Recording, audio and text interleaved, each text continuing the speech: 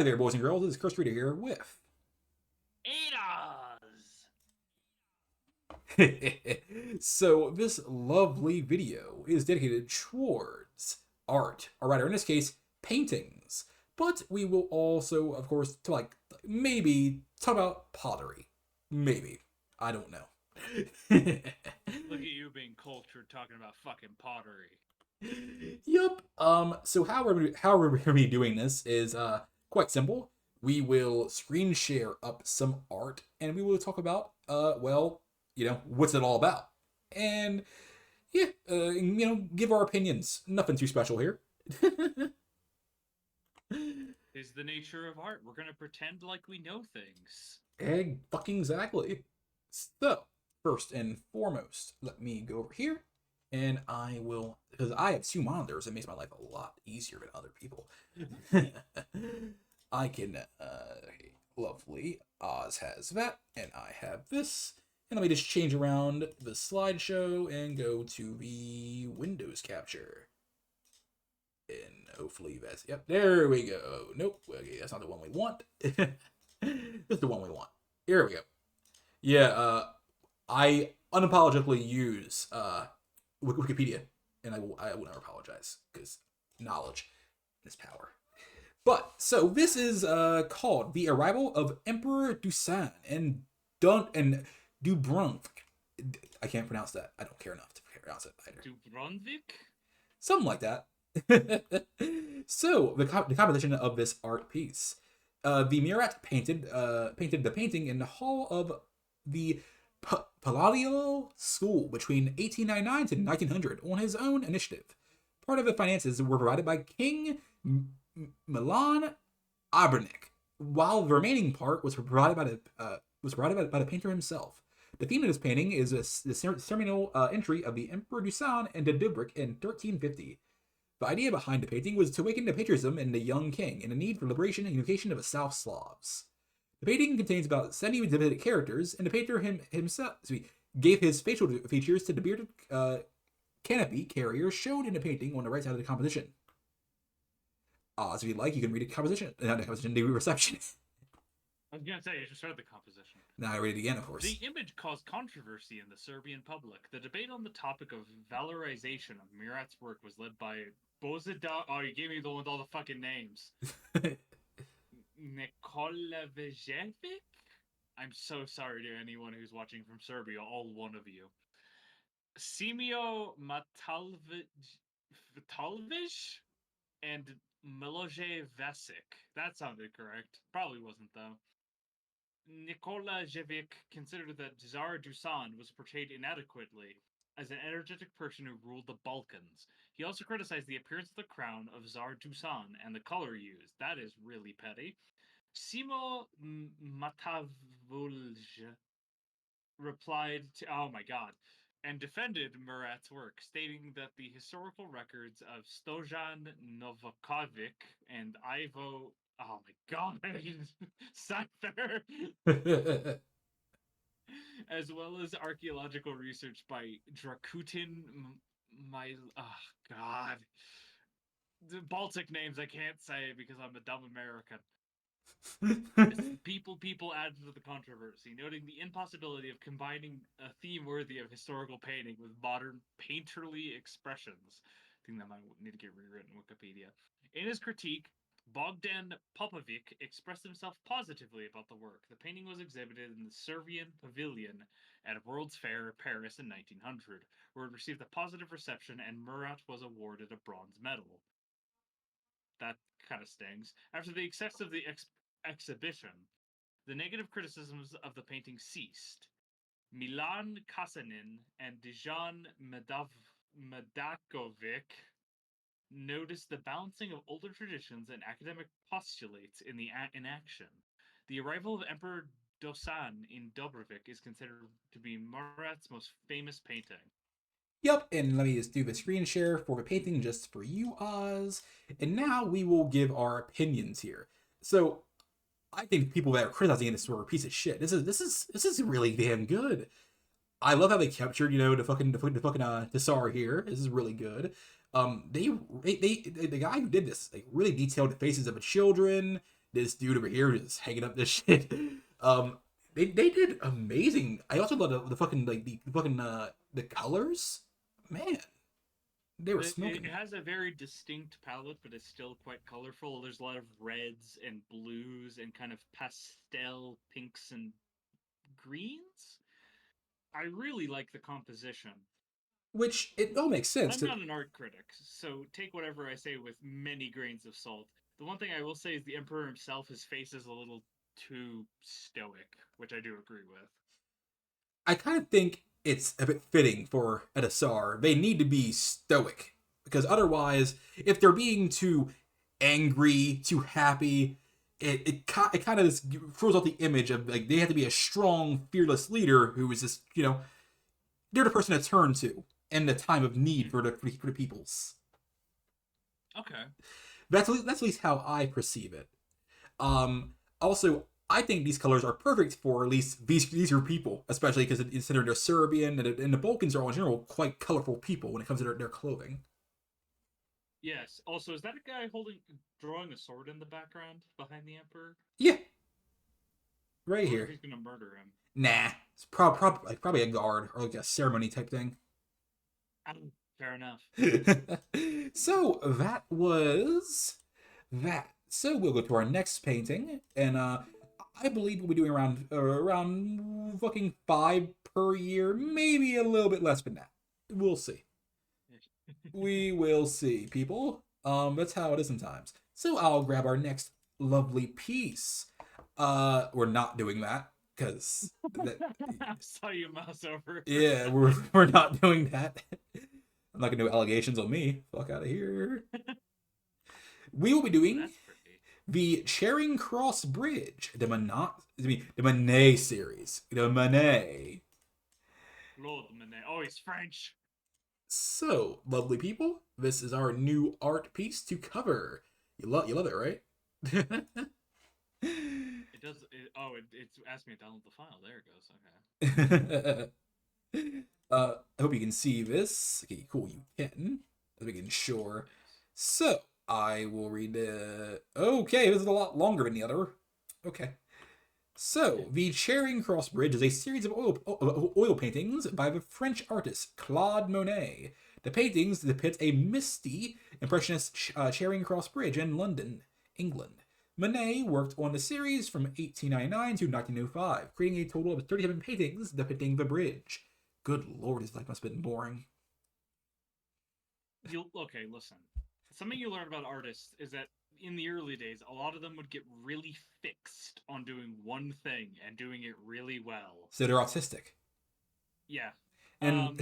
for anybody gets offended, Also, I also am autistic. mood. An important thing about the statement they gave, impressionism. That is an artistic movement. I do know about this. It was used a lot in early German cinema, which is the only reason I know about it. Instead of directly doing or depicting things like in realist art styles, impressionism is the idea of vaguely drawing things. Hence, like this bridge, which you get the impression of a bridge, but there is no bridge. It's just lines on a canvas. Yep. So, while all the paintings in the series depict the same bridge, each has unique qualities. For instance, Monet uses different color combinations to portray different atmospheric conditions. In some paintings, Monet also includes details such as trains, clock towers, and boats, but omits such features in others. Today, the Charing Cross bridge paintings are scattered in museums around the world. These include the Art Institute of Chicago, the Baltimore Museum of Art, the Museum of Fine Arts Boston, the Gallery of Ontario, and the Thyssen Bazimzia Museum in Madrid. That's a fucking word. All right, Many, in fact. you have the context. Under exile during the Franco-Prussian War. Oh god, that's even more Jesus. racist than the spirit. I know. It's like, oh god, I forgot this is a man who lived in the 1800s. Monet traveled to London for the first time in 1870. He became enthralled with the city, and vowed to return to it someday. Monet's fascination with London lies primarily in its fogs, which is a choice, a byproduct of the Industrial Revolution. I'm not sure about that. I mean, I know it is, but not entirely. Writers hypothesize that Monet was also inspired by contemporaries such as J.M.W. Turner and James Abbott McNeill Whistler, who really need his name abbreviated, who were similarly fascinated by London's atmosphere. Thus, in 1899, Monet returned to London and rented a room in the Savoy Hotel, which offered an extensive viewpoint from which to begin his series of the city. Between 1899 and 1905, Monet periodically traveled to London to work on the series. He completed 37 paintings of the Charing Cross Bridge in total. In addition to painting the bridge, Monet painted other landmarks such as the House of Parliament and Waterloo Bridge. While Ooh, Monet began all the paintings in London, he completed many of them in his studio in Giverny, sounds about right. France. As a result, some critics question whether the paintings were completely accurate. Makes my head hurt because it's impressionism. It's not supposed to be accurate. Anyways, on the other hand, recent analyses of the solar positioning report that Monet's paintings contain elements of accurate observation and may potentially be considered as a proxy indicator for the Victorian smogs and atmospheric states they depict. Oh, that is intriguing. So Very nerdy. next up is description. I promise people, not all of them are this damn long. Oh, and if you're curious, I don't remember if I actually said it or not. So we're doing this between the year 1900 to 1910. We're in for a long haul. This is gonna be a fun stream. Yep. Hope y'all are / video. So, description. The 37 paintings share some common features. Across the horizon, Monet portrays the Charing Cross Bridge using thin lines. Although the bridge is consistent across his paintings, it is not entirely representative of the actual bridge. John Sweetnam explains, comparisons with the actual bridge show that Monet compressed the solid and open parts of the deck into a mass that is both more consolidated and more extreme in its horizontally. And it's, good lord, what the fuck? Although the paintings share much in common, they also have notable differences in certain versions. Monet includes an obscure train that blows smoke as it crosses the bridge. Some paintings depict a small boat in the bottom left corner. Others depict Big Ben in the Victoria Tower in the top right corner. The towers are shadowy outlines at best, leading Rebecca Stern to suggest that Monet obscures all record of synchronized time in his series. I like that. That's good shit. So, next up for you, Oz, interpretation.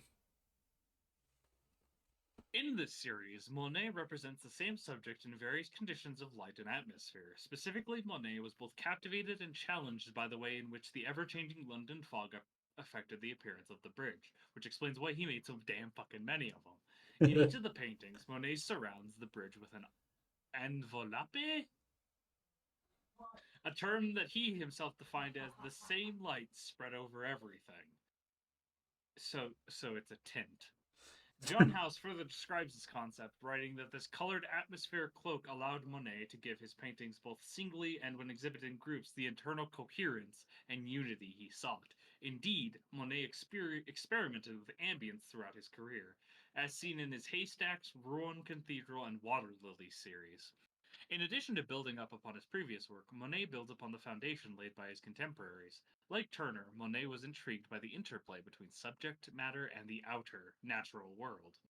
Sweetnam argues Charing Cross Bridge, with its passing trains, made up a subject in which subject, content, and light, as in Turner, were totally merged.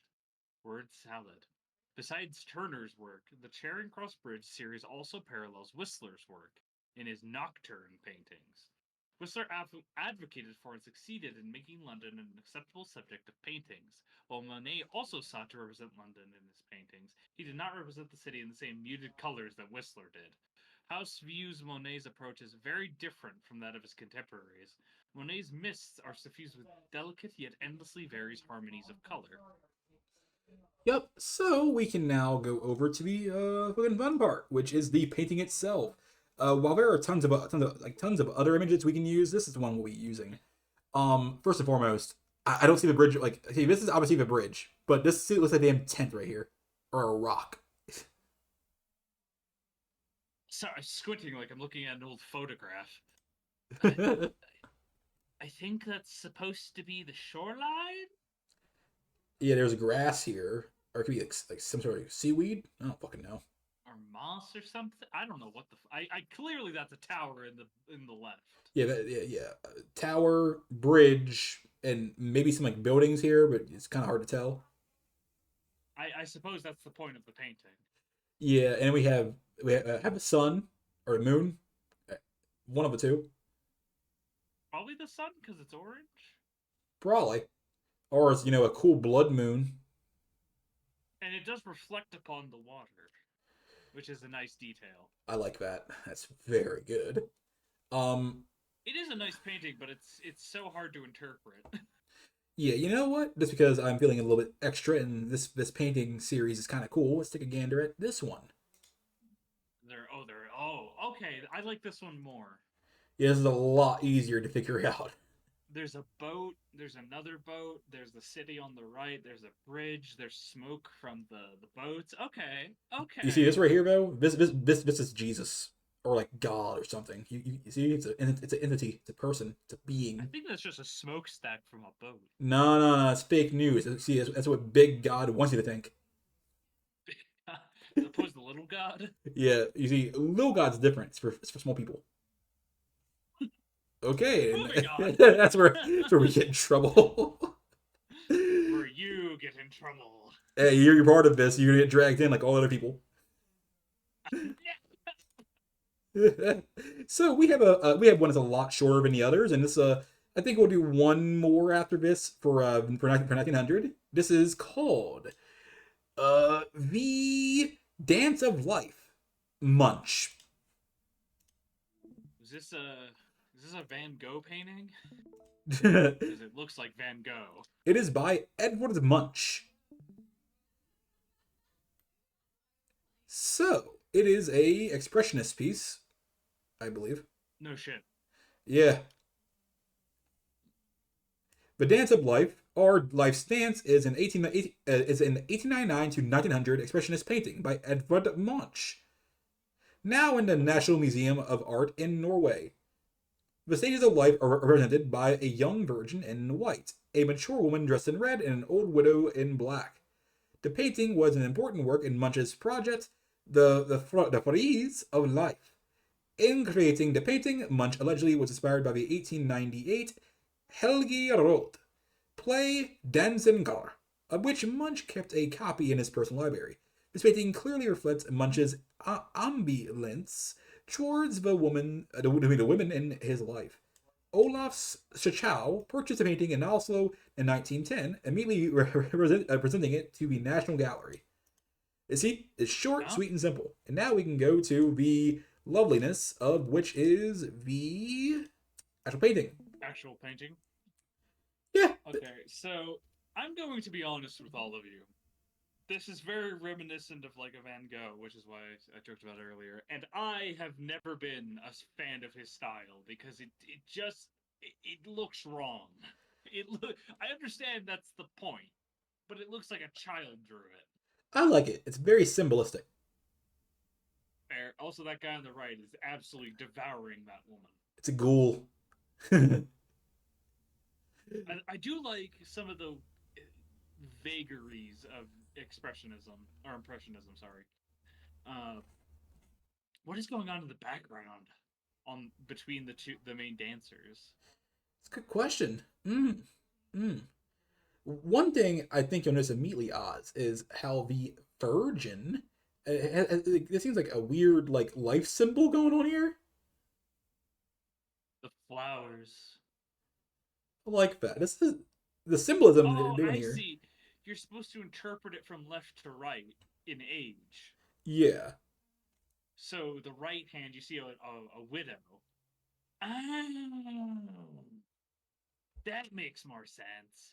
The left represents youth, the middle represents marriage, and the right represents old age. Okay, that makes more sense. I like that a lot. That's a lot of symbolism. And they just did it via positioning, and it was clever. And I know it's clever because it took me way too long to figure it out. um, Even though it's literally called Stages of Life. yeah. What's actually fucking funny is that there's actually a website based all around this guy's art, but it's apparently down now. It was up for a long time. Oh, Which it's how it is sometimes. But that is enough of him. One thing, of course, as always, if there's ever like ever an artist you guys want us to look at, do let us know. Because they will always maybe one day they'll appear in our new series coming soon called Legend Lens, or not. Who fucking knows? Yeah, we're not reviewing that. We're not reviewing that one. That's a long name and it's not in English. What? I feel that. I, I feel that. I Nope. refuse to. It's Oh not no, that. It's not that bad. her fingers are doing us a lot of justice here. Yeah, yeah. It's some self censorship. So we'll prove it's over It's a here. very Renaissance style painting. Yeah. So this is called the Siren. It is a Waterhouse painting. As you may read this one off. The Siren is a painting by John William Waterhouse. The painting depicts a siren sitting at the edge of a cliff, lyre in hand, staring down at the shipwrecked sailors floating in water, who in turn is staring up at her. Thank you for that basic description, Wikipedia. The picture was painted in 1900 and is now part of a private collection. The estimated sales price for the painting in 2003 was £1 million. It was last sold in 2008 by Seymour Stein for about $5 million. So it was made by John William Waterhouse. Just in case, he's probably someone that we will see a few more times because he does a lot of damn paintings. Because I actually remember learning about him in school. That's a whole I've heard of thing. Waterhouse, yeah. So over to the actual art piece. People are like, why do we keep hearing the damn Discord noises? Because I keep switching back and forth. It's fucking why. Oh, is it? Oh, it's recording that, isn't it? Fuck. Yeah, it is. Get it. I can see the damn link from now on. It'll work. Yeah. So this is the art piece. I also have the directory, so I can just click it myself. Yep, works for me. So this is the lovely art piece. I think it's cool. I mean, I don't. Okay, this my opinion. I don't get the point of its existence. Is there a tale to tell here, or is this a damn siren? I mean, the story's already there. There's a siren. She's trying to seduce a guy. The guy's pretty into it. She's got fish legs. Yeah, He's Greek and shit. yeah. It's kind of clear cut and simple. It's nothing special. I dig it though. It's really good. Oh yeah. So that is the end of 1900. And this is the last time you guys will hear this damn audio because I'm gonna switch right back to this, and that's how it's gonna be damn permanently. And if they So, can't hear it and they think they're going crazy. yep. Okay, we're going to 1901, and let's see here. No. You know what? Next time. Oh yeah. By the way, this will probably be on the main podcast. Maybe it depends on how the next video we do involving games go. We'll see. It's a fun thing to include. This is a whole lot. I actually want to read all. I don't want to read all this. This will do. Yeah. It's perfect for a lazy bastard like me. So, Ooh, I like this. the coast scene, Isle of Shoals. Coast scene, Isle of Shoals is a 1901 painting by American Impressionist painter Childe Hassam, which is in the collection of the Metropolitan Museum of Art. Done in oil on canvas in luminous colors, the painting depicts the remote islands of Shoals, off a rocky shoreline of New England, a favorite haunt of Childe Hassam at the end of the 19th century, and where he painted a series of similar coastal scenes. The painting is accompanied by the Metropolitan Museum of Art by Surf Isles of Shoals, a similar painting work by Assam. And over where you actually see the actual painting is, well, it's beautiful. It's It a is. I actually really dig it. Man, it makes me wonder on how much the actual coast has degraded since then. Because, as you know, one big issue for coasts is that, of course, they're always changing and shifting, and erosion is a thing. Water. Yeah. All erosion changes things, and that's just how it is. I'm really curious on how it looks now in comparison. But It's really good. Next up Yeah. is if you like Oz, you can pick one of these. Oh goodness, giving me the whole. Let's not do that. That one is. Well, that looks interesting. The one I would like to talk about. Oh, it's hard to. Oh, definitely not that one. Ooh, dang it! I got a couple I'm thinking of, but I think what I'm going to go with is Grand Canyon of the Yellowstone. Mmm. Its Okay. composition, and I'll read about it. Bring image over here.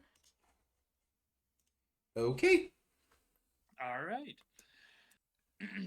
The Grand Canyon of the Yellowstone is an oil on canvas painting by English American artist Thomas Moran, created in 1893 through 1901.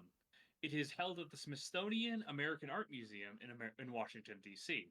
Moran was a part of a geological survey expedition to Yellowstone in 1871, which, followed by other visits to the American West in the next years, had a lasting effect on him and inspired to create several idealized depictions of that part of the country. Moran did a first painting named The Grand Canyon of Yellowstone in 1872. He spent several days sketching the scene, and he moved around getting different vantage points of the Grand Canyon. The expedition had fundamental effect on in the decision to create Yellowstone National Park, taken by U.S. Congress in 1872. The current painting is from a later time, and he worked on in it from 1893 to 1901. It is majestic in its depiction of the Grand Canyon of Yellowstone, in particular of the Yellowstone River. Descending from a waterfall to the canyon, the desolated mountain and mountainous landscape punctuated with some trees. According to Audrey Reinhardt, the painting is impressive not only in terms of masterful execution and sheer size, 14 feet by 8 feet, but in terms of how it codified images of the United States natural wonders of the West mind in the minds of Americans. Ooh, that, This that was a hard one to read. this art piece it truly encapsulates what Yellowstone actually fucking looks like. It's so fucking good. This is a magnificent painting, and now that I'm looking at it, it does make sense that it's 14 feet by 8 feet because the level of detail here is insanity and is so far my favorite painting we've covered in this video because holy shit. Yeah. Um I want a print of this. yeah, this is something that if I saw this as a damn child, like, whoa, buddy, this is really cool. Actually, this is a random idea I'm pitched out here while literally on stream because why not? It's like some of my best ideas literally come while on stream. Um, Eventually, because I actually talked about this a few times when we play TRPGs, is I actually want to cover some urban legends, mostly fucking folklore. And Yellowstone is a hive mind of literal fucking folklore. It's great. A hive mind of folklore. That's quite the statement. Yes. My favorite folklore in America is fucking Paul Bunyan, and I'm very excited to do fucking Paul Bunyan. Mind you, Paul Bunyan's like more of a Midwest thing and a Canadian thing. Not certainly on the East Coast like me. That's how we sometimes feel. Indeed.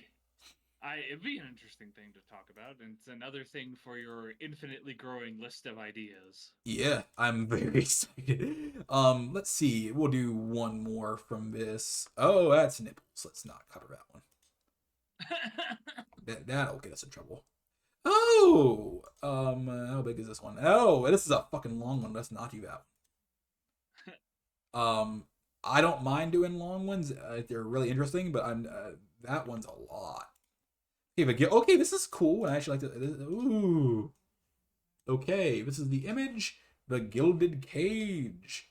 So, the Gilded Cage is an oil painting on canvas by the English painter Evelyn de Morgan from 1901 to 1902 on loan from the De Morgan collection to the Watts Gallery. Oof. In the painting, a woman looks out a window. Her outstretched hand forms a gesture of yearning as she watches a group of dancers and musicians. The principal figure among the traveling group is a woman who dances while holding her baby, suggesting that the scene also represents maternal duty. Broken jewelry and a book lie on the floor. A bird soars free above the about the dancers. Okay, whatever. Which contrasts sharply to the captive bird in the golden cage, hanging near the woman's distraught older husband.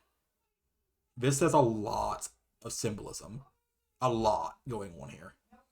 It's like one of those medieval style paintings where they just decided, fuck it, put all the symbolism in and make it as like busy as possible. Which I do love busy art. Don't get me wrong. Yeah, this is very busy, which I actually appreciate because it really tells a story here, and I love art. It can just tell us all stories, like a story without actually like telling us anything. You can just present us an image and we get what's happening. It's a universal language, except not universal because a lot of it's based in culture, but it's fine. Yeah, what I can gather here is that her much older husband cannot sire her a child, and she longs to be free from him and actually have a child of her own. The bird out there really tells us of a freedom, while inside she is caged, much like the bird. Bird. It is a really quite pretty painting, though I will say there's a little bit. There's a strange level of detail on the man's face.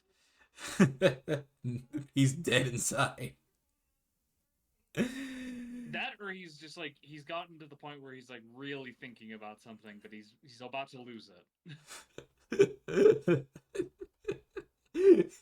He has that Joe Biden face going on. I'll stop.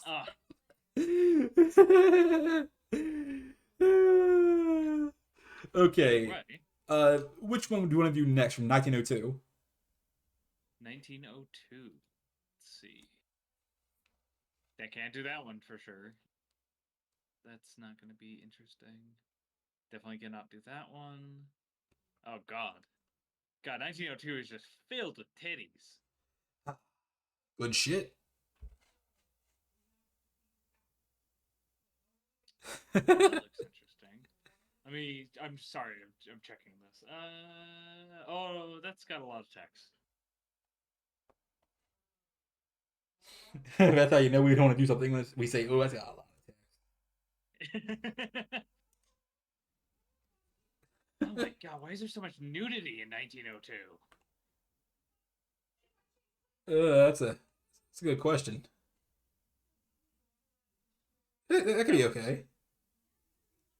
We could do the crystal ball. Okay, cool. That's actually one of our images too, which all works out.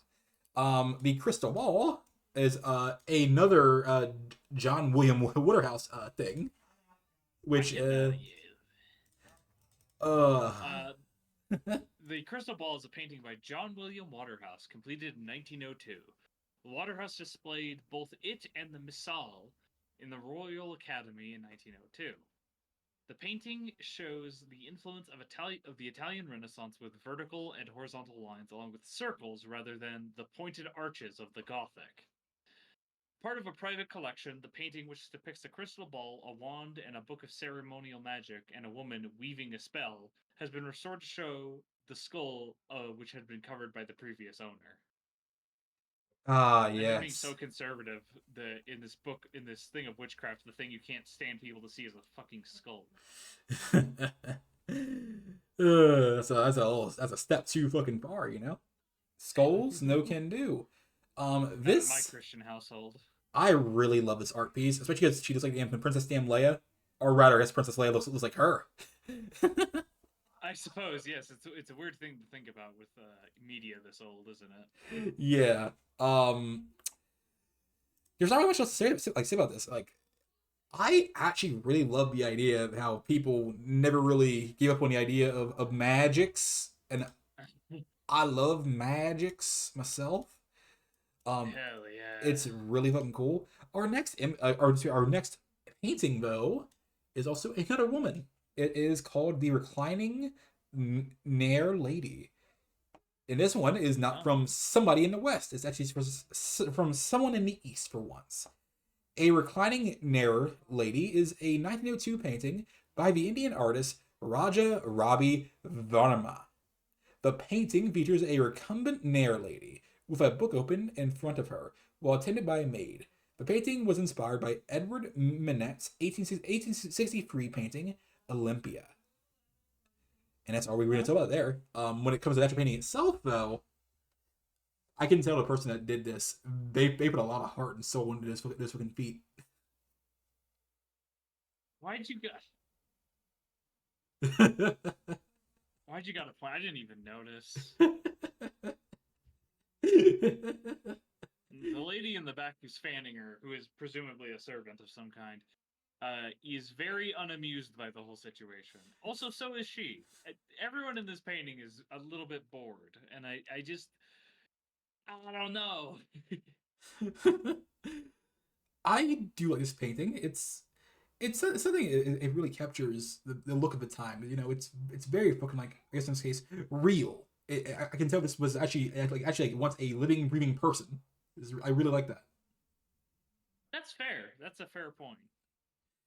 Ah, if it wasn't for the actual painting part, if you would have told me it's like this is fucking an ancient damn picture, I would have believed you. It does look pretty good. You can. The only thing you can notice is the canvas, but that's also probably just because the painting's old. Yup. Let's see what else we got here. It's because I want to. This is In a good one. cell in Ottersea, maybe. Yeah, because it's relatively fucking short, which is something we love apparently. Of course. This one's all you. I just liked how it looked. All right, all you, dude. Oh, Read it. sorry. Yeah. I did not hear you. My bad. The word. Oh, sorry. Incel im Attersee is a 1901/1902 landscape painting by Austrian artist Gustav Klimt. The work was created between 1901 and 1902 during Klimt's summers on Lake Attersee. The painting is an early example of a work executed in the square format Klimt would be known for. Im Cell im Attersee, owned by Paul and Irene Hellman, a Jewish couple who were persecuted by the Nazis. Irene and her son Bernhard were both murdered in the Holocaust. Oh, that's whew. Okay, just throwing that in there. In May of 2023, the painting was sold for $53 million at Sotheby's in New York City.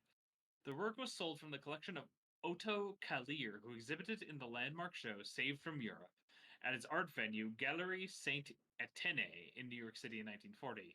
The work was ostensibly introduced Klimt's work to a North American viewership. From 1898 onward, Klimt spent his summers in Salzkammergut, the region of Austria, where Lake Attersee is located, and it was here where he was able to paint en plein air for the first time. The painting is one of two Klimt did of the same view between 1900 and 1902. The first work, titled Attersee, dating from 1900, is now residing in the Leopold Museum in Vienna. Comparisons of this work to paintings by the French Impressionist Claude Monet, hey, that guy, Yeah. have been made in accordance to the two artists' similarity handling of water. The same actual painting itself. Okay, I hate the square damn look. That's just me. But otherwise, it looks good. I'm not really a fan of the aspect ratio. Yeah, it's a little I don't know. I feel like he really did an amazing job on the reflection in the background between like this is a piece of land, and also how he captured the water, like something that artists really like looking like don't do all too well. It of course fucking varies. Is how water is different in certain spots, and as you see, it's more green here, while it's a bit more clear out here, which is really important to note. Yeah, I think it's a really talented ability to be able to draw good reflections. Yup. I I really love the idea of some artists who can clearly, it's I guess it's more of a skill issue, or rather they just don't care enough to actually do the difference. Like there's a difference between inland water and more outland. And but as you see here, like there's a fucking a coastline. It's more green here. It's a bit green here, like in between. It's perfect. It's a really beautiful image. I Yep. just hate the aspect ratio. I don't know why it makes me so upset, but it does. So this next one, it's okay. It's worded a bit sussily. It's a little sussily, but it's not sus. I promise. It's called "Young Girls on a Bridge." Young Girls on a Bridge is the title of 12 works by Edward Munch. Hey, it's that guy again. Produced over the course of his lifetime, particularly between 1886 and 1927. They all show a bridge in Osgodstruten, a bathing station on the Asjafjord, where the artist spent several summers, a very short season, in Norway. Each shows a particular emotion of the artist, with the 1901 version, now National Gallery in Oslo, for instance, showing the same composition as that of 1927, but with completely different coloring. Another version was produced for the Salon des Indépendants in Paris in 1903, from which it was brought by Mikhail Mazarov. It is now in the Pushkin Museum in Moscow. Other version produced in 1902 was brought by Sotheby's in New York on the 14th of November 2016 for 54.5 million dollars by the Hasso Plattner. So there are a lot of images here, and I'll grab like one other just so we can get a good comparison. With the first one though, and we'll zoom out a little bit because this image is a bit bigger. I mean, it's okay. This art style was it's fucking fine. I dig it, and it looks like they're staring out towards water. It looks like they have fucking chasm me. It looks like they're staring into oil, Yeah. which I suppose is fitting given this is an oil painting. I feel like the reflection, though, it is not even close to parallel, which I guess is part of the impressionism. You'll notice the reflection of that big bush. I don't Yeah. know what the hell that is. Is clearly larger in its reflection than it actually is. Hmm. Over here is this is something. Uh, I mean it's cool that okay. Eh, eh, eh. I don't want yeah, to be, I don't want to be harsh on it. It's cool. it's old art. Yeah, I feel like it's something me and homies did back in the old days. I mean, it's okay. It's good. It's not it's clearly not for us. No, it's not in the style that I enjoy, but that's okay. Yeah, I think it's okay now to go to because there's not as much as we would like here for 1902 than to 1903, and let's see if there's anything better. Okay, 1903. Uh, which one do you think I'm doing here, Oz? Hmm. The love potion does look pretty interesting. Okay, it's a bit longer. It's okay though. Oh no. They can be long sometimes. Uh, ooh, kitty.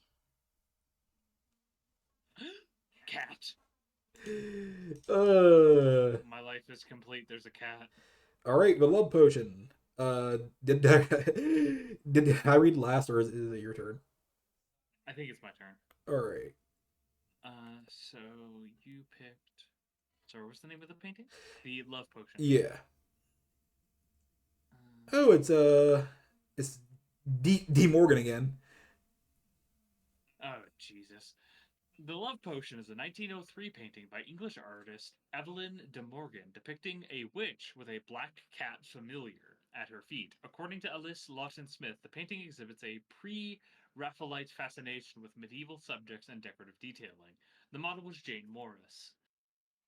Oh. Oh, she does look very similar. Oh, wow. Wow, that's on point. The Love Potion pushed the boundaries of society's expectations of women by exploring the nature of female authority through the practice of sorcery. That is a very old 1900s way of doing feminism, but okay. The painting differs from most of De Morgan's earlier works by featuring a sorceress as the subject rather than a Christian or mythological figure. The sorceress is dressed in an ornate gold crown, which is symbolic of her mastery and of skill and the final stage of the alchemical system of progression towards salvation. Her mastery is further evidenced by the leather-bound books on the shelf, which were popular alchemy texts during the late 19th century. The subject sits in profile, which creates a sense of intensity and authority. Her intense stare is fixated on the potion she is mixing in her chalice, which mirrors the gold and sapphire blue of her gown. Mm. This repetition of color reinforces the idea that whatever potion she is creating may be for personal gain. A couple is seen embracing in the background, directly above the chalice, which suggests that the potion may have also something to do with them. This idea is further supported by a piece of white cloth draped on the bench behind the sorceress, which looks like it's the missing piece of the woman's dress. In the foreground of the work is a black cat with perfectly round, glowing green eyes. The cat's eyes mirror the green circular glass detail above the sorceress, which gives the illusion of many eyes watching her at work. The cat resembles the cat seen in the foreground of Edward Monet's 1865 painting Olympia, which we've already seen referenced, which is in which the animal is a symbol of prostitution. Although the sorceress in the love potion is not a prostitute, the purpose of the cat may still work to symbolize a similar taboo practices such as alchemy, which was frowned upon in Edwardian society. The colors of the setting sun in the background create a mysterious setting, further suggesting something illicit is taking place. The love potion is an example of De Morgan's characteristic use of bold colors and strong female imagery. Although the subject matter differs slightly from the majority of her works, it displays a style and impeccable attention to detail. Moreover, this work illustrates De Morgan's connection to spiritualism. De Morgan used spiritualist texts and theories as a guideline for several of her paintings. In this artwork, De Morgan applies color theory to enhance the female figure's importance and dominance. According to the Smith, this painting stylistically equivalent to other pre-Raphaelite works that were created during this time. However, the spiritual iconography offers the viewer an interesting perspective. She uses the spiritualist vocabulary to subvert renegotiates traditional roles and stereotypes of women, providing instead a strong, powerful, skilled, intelligent protagonist capable of reaching the enlightenment she herself sought. In this painting, the viewer is presented with a female figure who brews a love potion, instead of depicting the figure as a conventional sorceress, as was traditional in the 19th century. De Morgan portrays the woman as a scholar. She is painted as an intellectual and ambitious woman. According to De Morgan's foundation, several aspects are shaped by spiritualism. Thus, the work should be interpreted as an allegorical painting on the progress of the soul towards enlightenment. Firstly, De Morgan depicted the books in the background that included titles of popular texts within the spiritualist movement. Secondly, the color scheme that she used in the painting is based on the alchemical color symbolism. This theory was promoted by the Renaissance botanist, physician, astrologer, general occultist, and alchemist Paracelsus. According to this theory, four colors mark the progressive stages towards enlightenment. It is said that all these stages will eventually lead to a complete state of enlightenment, which is represented by the color gold. The four colors that mark this progress are black, white, red, and yellow. The alchemical theory steps are similar to the phases one needs to reach the spiritual illumination state.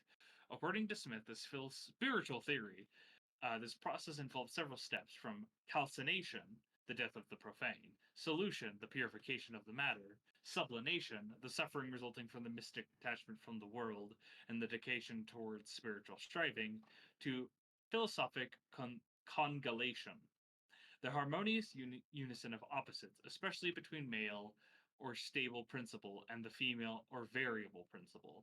Thus, this painting illustrates Evelyn's use of the spiritual texts and theories in her pre war art. Yeah, that's a whole lot of Woo! mumbo jumbo right there. Basically, feminism, witchcraft, and alchemy. Yeah, in my opinion, it's not that damn deep. Whoever wrote that was spinning their damn ass for real. They were really trying to give us that feminism W, but on some real shit, this is clearly what I think here is there's two possible scenarios with the sorcerer. Is that A, she helped that couple to get together, or B, which is way more likely in my opinion, considering she's doing it right now, is that she is trying to steal that woman's man. Which is probably why she's making a love potion. Yeah, the enlightenment thing's a little weird because it's about a love potion. Yeah, and I don't see how this will be empowering towards women. It's like, oh, empower to steal other women's men. It's so modern of you. Yeah. I do like the painting though. Don't get me Oh wrong. yeah, it's fucking good. It's just that interpretation I don't like. The painting itself is wonderful. Yeah, Very detailed. I like it. One thing I think is kind of cool is that in modern media we always view witches as having these fucking familiars. It's kind of cool seeing even as fucking horror records back then in 19 whatever is that we have a little kitty. I know, it's so cute, isn't it? Yeah, I kind of wonder where the whole like fucking familiar thing popped up. I assume it came from like art itself. I presume. Who knows? I'll perhaps one day we'll have to look into that. Yeah. The next one we'll be doing is the cave of the storm nymphs, which goes way too hard. Oh, lordy, lordy. That's something I probably should have shown. It's okay. It's okay. Is it okay? I don't know. Which painting did you say? The Cave of the Storm Nymphs. That has a lot of nudity. Yeah, let's put a temporary image in there. There we go. We could do Don't worry. another Klimt painting. Nah. I got this. This is called a ceremonial sitting of the State Council on 7 May 1901, marking the ceremony the centenary of its foundation. I'm not saying that again. It's in Russian. Is an oil painting. Is an oil on canvas painting of 1903 by the Russian artist Ilya Repin. The State Council around our Russian Empire had its centenary at the Marslinsky Palace, marked by Repin's work. Repin quickly outstretched while in the room, and later expanded this into a full painting with the aid of assistants Boris Kuslev and Ivan Kolokov. The tourism of the painting was noted in its time. The painting is in the collection of the Russian Museum St. Petersburg. Yeah, this is really well done for woo! Hey, it's Tsar Nicholas. Something I will say about this painting is I noticed there are paintings within paintings here. Yep. That's good. I really like that. This must have been a pain to paint, and also must have been an absolutely humongous painting. Yes. Something that I imagine is much like I said that one painting is this feels real. It's like if like you like did like a whole like movie and like I just like put like a fucking in VR, like why does it been real? What the fuck? It definitely has a very realist style, and I really enjoy it. Ugh. Note to self, edit this damn fucking VOD because Twitch will not like this. It's all right. It shouldn't be too intensive. Yeah, let's make sure what's going on over there. Let's see what we got. Okay, this is not that long. This is called The Town. Woo! That's fucking beautiful. The town. All right, let me. Ooh. Okay. The Town is a 1903 oil painting by August Strindberg. It is shown at the National Museum in Stockholm, which for some reason is one word. August Strindberg had no training in art. Oh, he's an outside artist. He painted only in periods, mainly landscapes and seascapes with dramatic waves and skies. He painted choppy sea in the storm with seething waves, clouds of rebellion, and burnings that whips against the rocky shores. His painting method remained personally improvised. He painted mostly in periods of crisis when he had difficulty writing. He did not have a breakthrough as a painter until long after his death. He has come to be regarded as a pioneer of Expressionism as an art form in Sweden. In the 1870s, he spent time with several young artists such as Carl Larsson and others in Gräs sur Loing, and then himself began attempts in painting. He also worked as an art critic. Ah, The Town is an oil painting made with a palette knife, with thick layers of paint laid on the canvas. It is a landscape painting with the town in the distance, its tallest building reflected in the water's surface.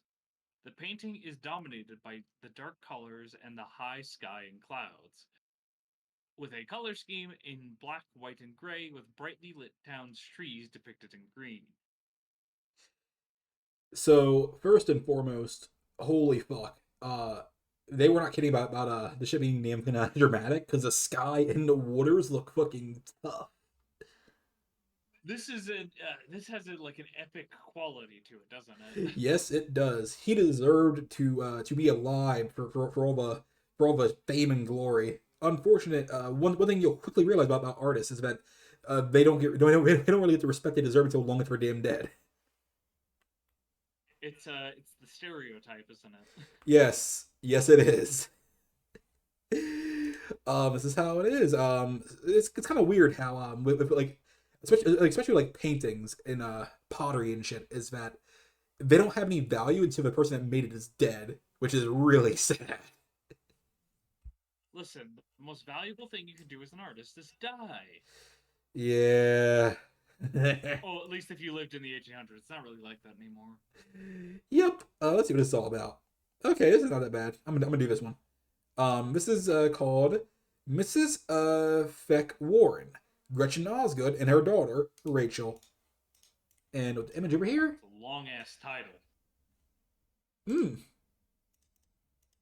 mm, this is good. This is a oil not excuse me is a 903 oil on canvas portrait painting by the American portrait painter John Singer Sargent of Gretchen Osgood Warren, an American actress, singer, and poet. Have we covered her yet?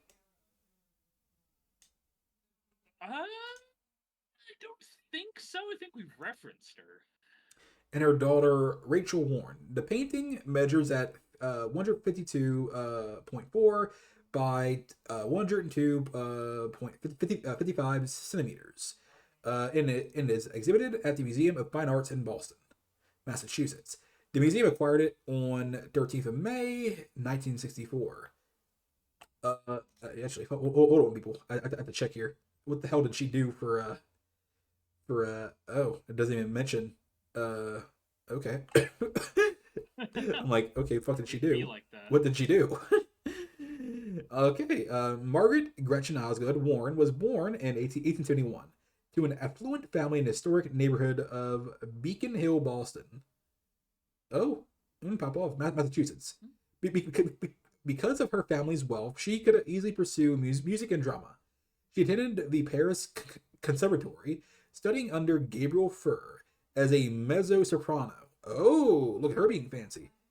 She married. Oh. She married into another affluent Beacon Hill family when she became the wife of paper manufacturer Fisk Warren on the 14th of May, 1891.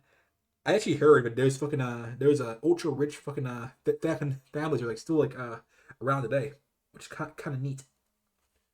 Interesting.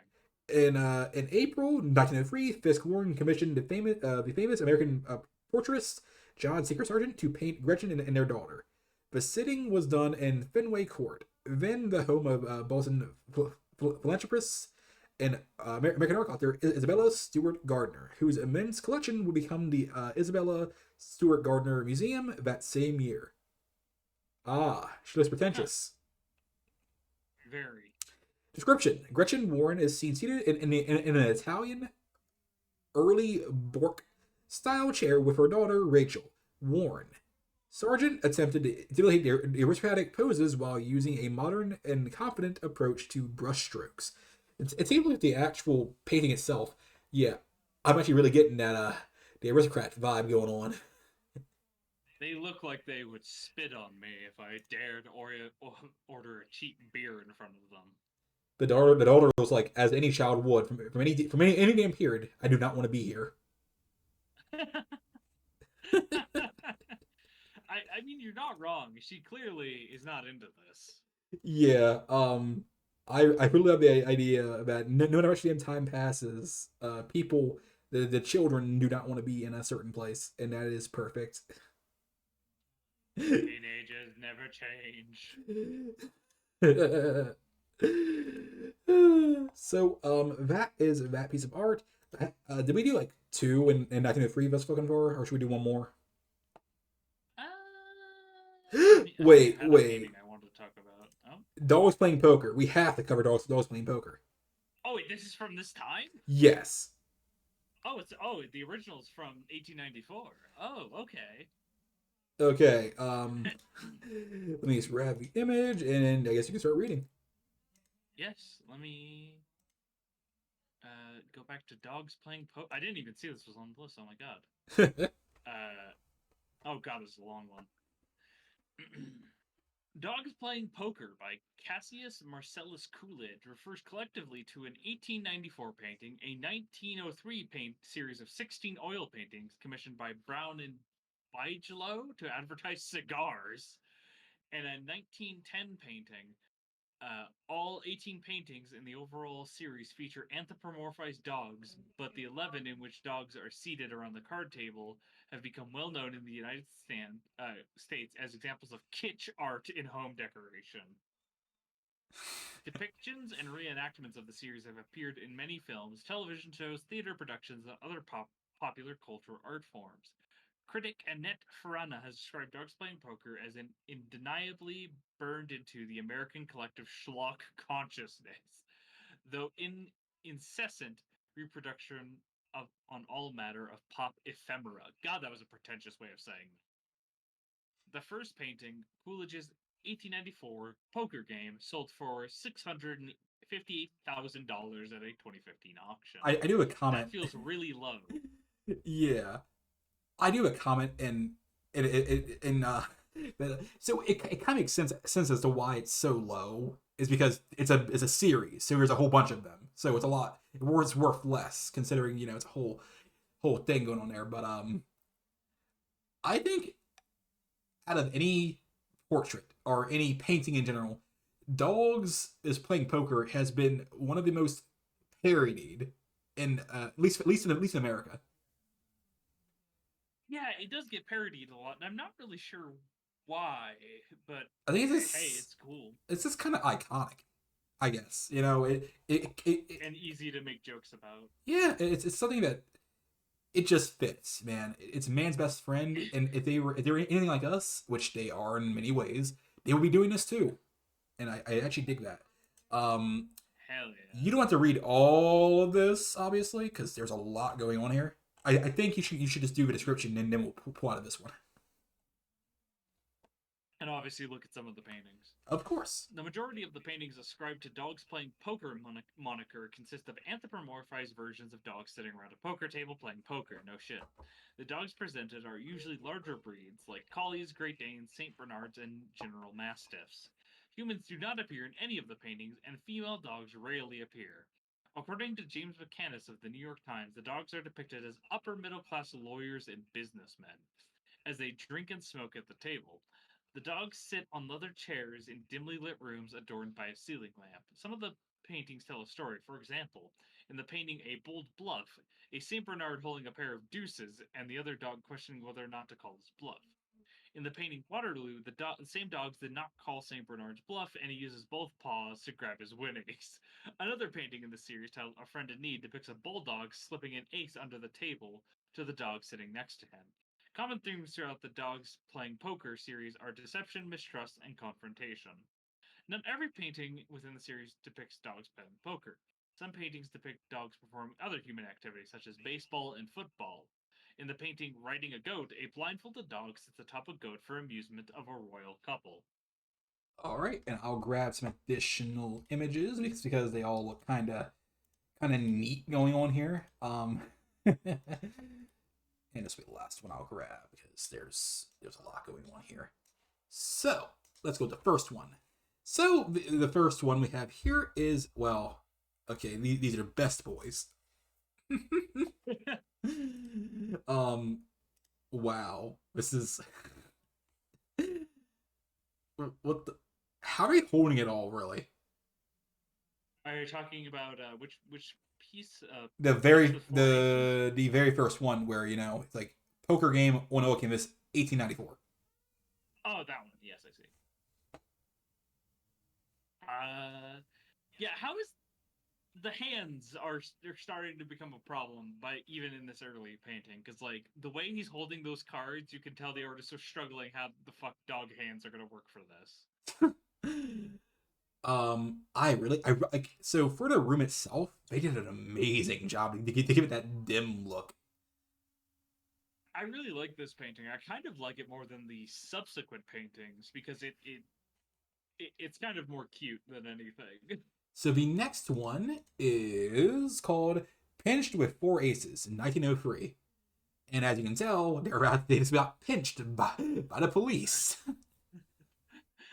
I love the dog cops. The little pit bull on the left of the dog cops. I love him. He looks like he has no brain cells. Absolutely empty. That collie at the bottom is trying to get the fuck out of here. The next one is A Friend in Need, and I really love this.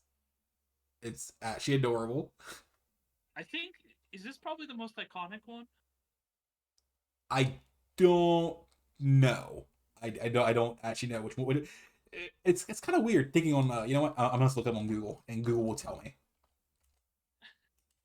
Most iconic painting. And yeah, this is apparently the most iconic one. Yeah. Yeah, this is the one I see parodied all the time. Also, this one features the most dog breeds, and also is probably the lowest quality one for some reason. There's so many like quote unquote better ones out of this. They choose this one to meme one the most. And the last one of this lineup, it feels a bit more Western. Is this me thinking that? Poker sympathy or Waterloo? This is sitting up with a sick friend. That one is very Western, also very wholesome, since I believe the whole thing is trying to cheer someone up. Yep, I dig it. This is neat. This is a neat one. Also, you can tell which dog is sick, and they don't even need to illustrate it that much. That dude he's struggling. So, ooh, we got some choices for the next one. Oh, 1904. no. There's one last painting we gotta do here, and then 1904, or we can skip over it. I don't care enough to be real. Yeah, let's go 1904. Ooh, hold on. That's a little too long for me. Christmas in a brothel. Oh, yes. Yes. Oh God, it's impressionism. Okay, so this is called Christmas in a brothel. Or in Norwegian, Joplin e brothel. Bordel? I don't fucking care. Is an Or dead. I don't know where someone's gonna say you're both fucking wrong. I know I am. I'll take the L. Is an oil on canvas painting by a Norwegian painter Edward Munch. Oh, it is Sky again. The Expressionist painting was completed in 1903 to 1904 and is housed at the Munch Museum in Oslo. Background. The painting was done at a difficult time for Munch. A commission for a portrait in Hamburg of a Senator Halfsun, the father-in-law of Munch's patron Max Lind, had come to naught because of disagreements. As a result, Munch suffered anxieties, which he attempted to manage with alcohol. A visit to brothel. Good lord. A visit to a brothel in Lübeck is supposedly the background to A Christmas in a Brothel, a light yet melancholy painting in which working girls at a brothel just finished decorating a Christmas tree. Ironic, sentimentality unholy. The painting is interpreted as a commentary on both Lynn's upper class household, where Munch was staying at the time, and Munch's own peasant home background. Like other paintings of the period, it shows Munch's association with Fauvism, prostitution. Was a favorite topic of Munch's. In one particular room in a German brothel would later inspire an entire series of paintings, The Green Room. Okay, buddy. I love the idea that, oh wow, prostitutes are regular people. Who fucking knew? And they also do Christmas. I do love the depiction of Munch himself in the background. Bro's taking notes. He also is half asleep. We have sleep too. They're not doing their actual damn job. This painting is cool. It makes us laugh. So that's something. Even though how depressing it really is. I'm not saying a gander on how many paintings that Munch did. My lord, he was autistic. Oh no. I'm still scrolling. He did around 1,789 paintings. God damn. His last painting was in 1943. Oh. He was Well, I painting. guess he lived for a while, so. He was painting. He was painting indeed. Um, And he never stopped. he did not. Do you want to read A Cold Morning on the Range? Sure. Cold morning rain. Sorry, sounds like an old country song. Uh, Cold Morning on the Range is an oil-based painting created by American artist Frederick Remington. No shit. In 1904, the painting depicts a man on the American frontier riding a large brown wild horse. The horse is obviously not trained because it is jumping and generally looking rowdy. In the background are many other men with horses, apparently on a cattle drive. Mountains are also visible in the distance, which perhaps leads the viewer to assume that this is the Good Night Loving Trail, and the mountains are the range of the Rocky Mountains. Throughout the painting, the color yellow is dominant to show the arid nature of the land. Remington's intention was to highlight such themes as self reliance and mastery over nature. The painting measures 69 by 102 centimeters and currently resides at the American Museum of Western Art in Denver, Colorado. The man in the front middle of the painting is assumed to be a cowhand. He is wearing a traditional garb of cowhand, including chaps, cowboy boots, and a canvas shirt. He is not wearing a hat, most likely due to the rowdiness of the horse, and the high probability that the hat fell off. He is sitting on a saddle that gives the impression of a very experienced rider. He clutches the reins with one hand and skillfully counterbalances by placing his other hand in the air. His fellow cowhands appear to be watching him with some concentration, though they are very distant and hard to see. The horse appears to be a brown bay with black mane and tail. It is jumping into the air, trying to buck off the unwelcome rider. The horse's front legs are in the air, and the muscles of the back legs are bulging. The horse has a white stripe on its face and appears to be full of life and strong. It is obviously a wild horse trying to break free of captivity, while its rider is trying to calm and eventually tame it. Symbolism. The actual painting itself, it is intriguing. I actually dig it. Um, It's a little bit more impressionist than I thought. It's obviously not pure impressionism. It's yeah, definitely realist, but it is quite vague in areas, and I like that. yeah, it mixes the two here and there. Um, I just love the idea of this reality ass horse. It feels like it actually happened, which it probably fucking did. Oh, I'm sure. um, the usage of yellow is very important here, considering of the location. It's a pretty yellow area, kind of fucking funny like that. Prairie. Otherwise, the actual painting is, and okay, it's kind of mean saying this. It's kind of basic, but basic is good in this one regard. It's classic. I like it. It's very Americana. It's probably loved by racist old people. Exactly. So, the next one we'll do, I'm thinking from now on we'll do like three per year. It cuts down on the time here. Um, we'll be doing the Men of Industry. Men of Industry. Yep, Ooh. is Ooh. Good choice. is a 1893 to 1904 oil and canvas group portrait painting by Peter Servan-Kroyer, featuring 53 leading representatives of the technical sciences in Denmark during the second half of the 19th century, seen at a fictional gathering at Osterbro Power Station in Copenhagen. The painting was commissioned by Gustav Adolf Hagerman and is now on display at the Museum of Natural History at Frederick Borg Castle, Hellerod. History. The idea for the painting was conceived by Hagerman in 1881, while he was entertaining C.F. Heitgen, who was posing for Peter Servan-Kroyer's portrait of him. Hagerman presented the idea of the four monumental group portrait paintings for the newly refurbished Great Hall in Borsen, featuring leading representatives of trade, industry, agriculture, and shipping sectors in Denmark.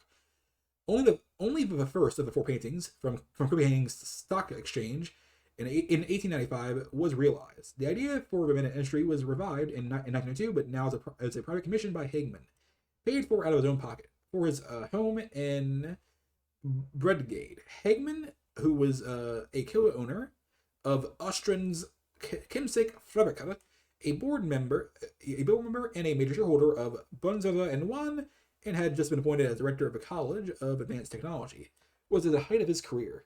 He sounds like a goddamn. I know, right?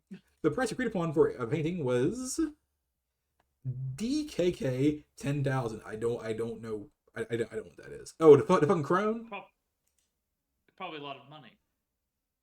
Probably it's wait the crone. What's it called? The fucking crone instead of this DKK. Whatever. By February 1903, Hegman had created a list of people who were to feature in the painting. The choice of people was not rather was not representative, but rather a reflection of Hegman's own network. Work on the painting was interrupted, but when Croyer fell ill in the summer of 1903, but was completed in 1904. It was shown to the public in the spring of 1905, whatever. Hagman died in 1916 during the 1930s. Sometime during 1930s, the painting was placed in G.A. Hagman's Collegium on the Klostergrave in Copenhagen. In 1958, it was purchased for 20,000 kroner, or a krone, whatever, by the Museum of National History at Frederiksborg Castle. And we have a list of people here. We're not gonna read any of that, but yeah. So it basically details all the people that basically were there. I love the idea that originally he had grand plans here. Fucking 4 paintings. He's like, well, shit, this didn't happen. You know what? I'll just do it by myself, and then I'll gather all my homies who actually like it and just put them all in one painting. Bro's really drawn the whole group of the homies. Pretty much, and that is hilarious. um, so apparently, yeah, there are other versions of this, which they are sadly lost. Something you'll quickly realize, people, is that unfortunately, art gets lost a lot easier than movies or anything else because, well, it's pretty easy to get it degraded, stolen, or destroyed. And very hard to copy. Yup. I'm sorry, I just read that the dong energy. But No, no, no. It says it was after a merger with Dong Energy, placed in the Energy Museum in Berwyn Loan. Dong Energy. I don't know who the fuck came up with that one. So that's two. There's one more we can do here for this. Anyone you oh, that's some titties. Can't do that one. Oh, it's a I quite kitty. like the painting. But back to other paintings. Let me see. A lot of these are very either titties or very dull. Young woman with I'm sure they have cats. all these paintings have incredible history. However, the You can oh, this is do. a guy we haven't talked about. Mm, Let's talk about February Azure ooh. because it's in the style I like. Um, Oh fuck me, that's all. February Azure, also known as February Blue. Oh no, this one's kind of long. I'll cover some of it, not all of it. Is a landscape painting by Russian post-impressionist painter Igor Grabar. Post-impressionism is superior, by the way. Having been inspired by wintry scenery with vibrant and diverse colors near the Pakra River in Moscow in February 1904, Grabar completed the painting after working for 2 consecutive weeks in situ under an umbrella, in a trench he had dug in the snow. Really, these artists.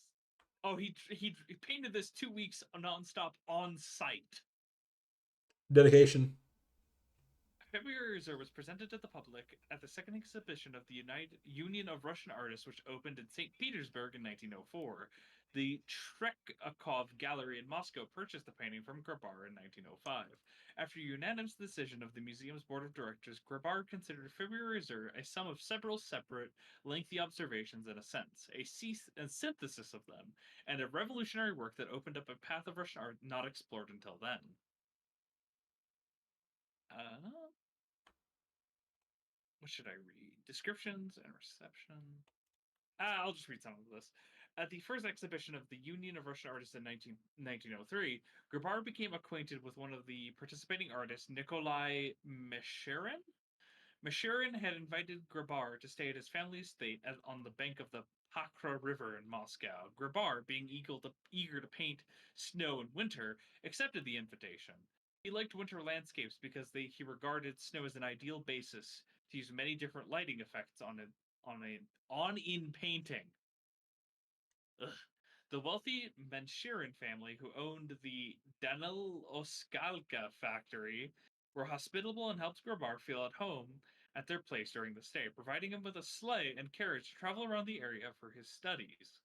During one of his usual wanderings near the estate in February 1904, he allegedly encountered something extraordinary going on in nature, a feast of azure skies, pearl birches, coral twigs, and sapphire shadows on the lilac snow, which impressed him deeply enough that he decided to embody it in a painting.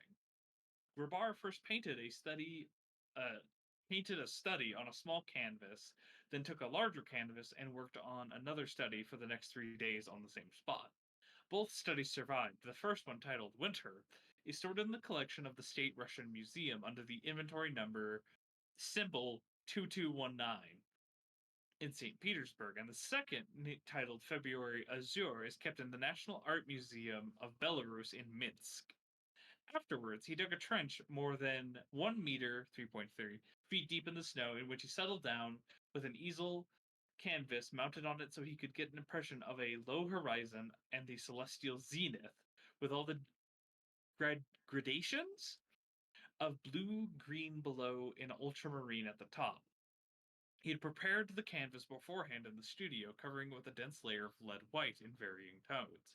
The daily work lasted for 2 weeks, uninterrupted and entirely in situ.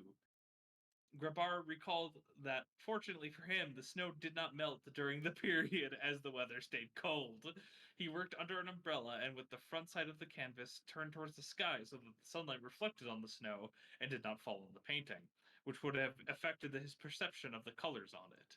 Holy shit! This guy, fucking dedicated. Also, someone in the comment one day saying, "Wow, these guys cannot speak for the life of themselves." I'm so sorry. Neither of us are very good with our speech skills. Uh, help me sometimes, but that's okay. Um,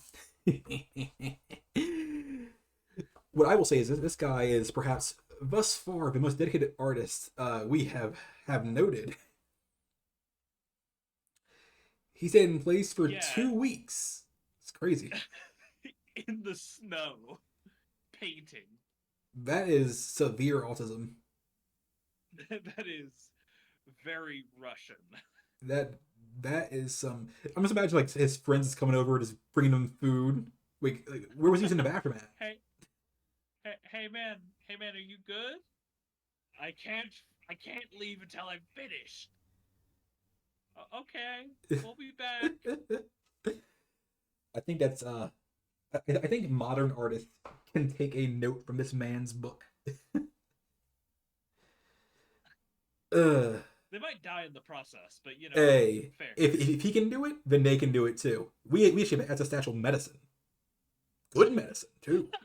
The fact, yeah, this is before modern heating, so he was just in the snow. Yeah, so we have no excuse. If he did it and survived, then we can even more so. Probably after a lot of climate acclimation, because this guy is Russian. Yup. Eh, I live in where I live. I could probably do it. But do I want to do it? Fuck no. You're also not claiming to be a great artist in the No, traditional sense. no. But I am a great gooner.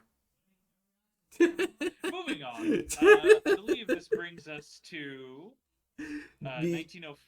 actual painting, because we actually looked at it yet. Oh, oh, sorry. We just talked about the history and how this man is absolutely insane. Yeah. The actual painting, gorgeous. This is Was it well. worth 2 weeks in the snow for?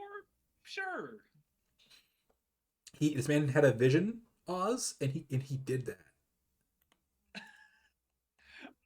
I'm not dissing the man. I'm just in awe. I appreciate the vision and I appreciate the effort. and he's a real artist, and not like a person who's fucking throws a damn banana on a fucking piece of painting, fucking canvas and say art. Hey, there was duct tape, There was no which effort. totally changes it. There was no effort. This person actually had effort. He had talent. He had skill. He had heart. And modern artists are so fucking bitch made. Heard this damn man. I said it. Bitch made. I think we're referring exclusively to people who create high art, Ugh. so to speak. All bitch made. You heard me first time. But this next Well, painting. that could be your opinion then. No, it's that now. If anybody tries to dispute it, then they are a shitty artist. That's how you know. Sure. This next one is called the Acrobat and young Harley Quinn. No, not that one. No, that'd be strange. Yeah, we're about a good like 80 years before she pops up, I think. But this is a 1905 oil and canvas painting by Pablo Picasso, whatever, painted towards the end of Picasso's blue period. What is that? And the outset of his He used a rose lot of period. blue. In the outset of his rose period. The work displays characteristics of both, with its melancholic subject and its blue and rose palette. Picasso created the painting while at Les Bateaux Laver, his home and studio in Montmartre, Paris. Good lord. Why? The painting by Picasso, whatever. That's what I'm gonna call you now, Picasso. It's not your damn name, though. I don't think. Was published in the Art and Philosophy Review Action in 1920, which basically what I'm hearing is that we will be looking at this eventually. Yeah. Accurate and Young Harley Quinn forms part of the permanent collection of the Barnes Foundation in Philadelphia, Pennsylvania. You would think it'd be part of the collection in fucking France, not America, but whatever. That's just how art tends to be sometimes. Yeah, it was stolen. I'm calling it. That shit was stolen. Or it might have been bought. Could have been bought, but I'm leaning towards stolen because it's way funnier. But this piece of art, wow, the person in red looks depressed. I'd be depressed too if they wear a endgame outfit. Damn. Yup, you heard me. Fair enough. So, I'm not showing that one. Yeah. Look at boy leading a horse. Yeah, I saw that. Where they have Goku thing going on. The OG Goku. How about entrance to the Grand Canal, Venice? Ooh. That sounds Entrance good. to the Grand Canal, Venice is an oil canvas painting by Paul Signac, painted in 1905, now in the Toledo Museum of Art in Ohio. That's a strange place for a Venetian painting to show up. She was stolen too. Or it might have been painted by a. Oh, he's French. I'm telling you, that shit was stolen. It shows the entrance to the Grand Canal in Venice with the Dogana de Mar and Santa Maria della Salute in the back. Or Salute or Salute? I don't know. It's Venetian, so probably Salute. Oh god, it's like ancient pixel art. Oh yeah, that's the shit we love to see. I just love unique art, and this is definitely unique, and I can't help but enjoy it. I enjoy it, especially the buildings, because it's very much Venice. Yes. You still get the impression of Venice. Yeah, and these two poles remind me of those poles that you would see outside of like a fucking barbershop. The colors are just wrong. It's like you color shifted them. Yeah.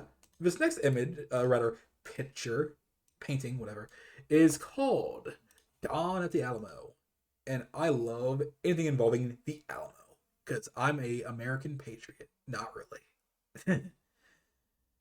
Dawn at the Alamo is a 1905 painting by Henry Arthur McArdle, displayed in the Texas State Capitol Senate chamber. I'm not fucking surprised. In Austin, Texas, United States. The artwork has received some negative criticism by scholars for depicting David Crockett and William B. Travis with an angelic glow amid dark imagery. Okay, see, this is what happens when you get damn woke. Okay, no, I'm gonna stop. I'm gonna stop. This is what happens when you have fucking soft bitches not realizing history that okay, like even though these two individuals are bad people, debatably, they did an amazing thing here. So fuck off your damn fucking negative connotations, you woke little bitch, because you wouldn't do it yourself. You would have died like a little bitch. Yeah.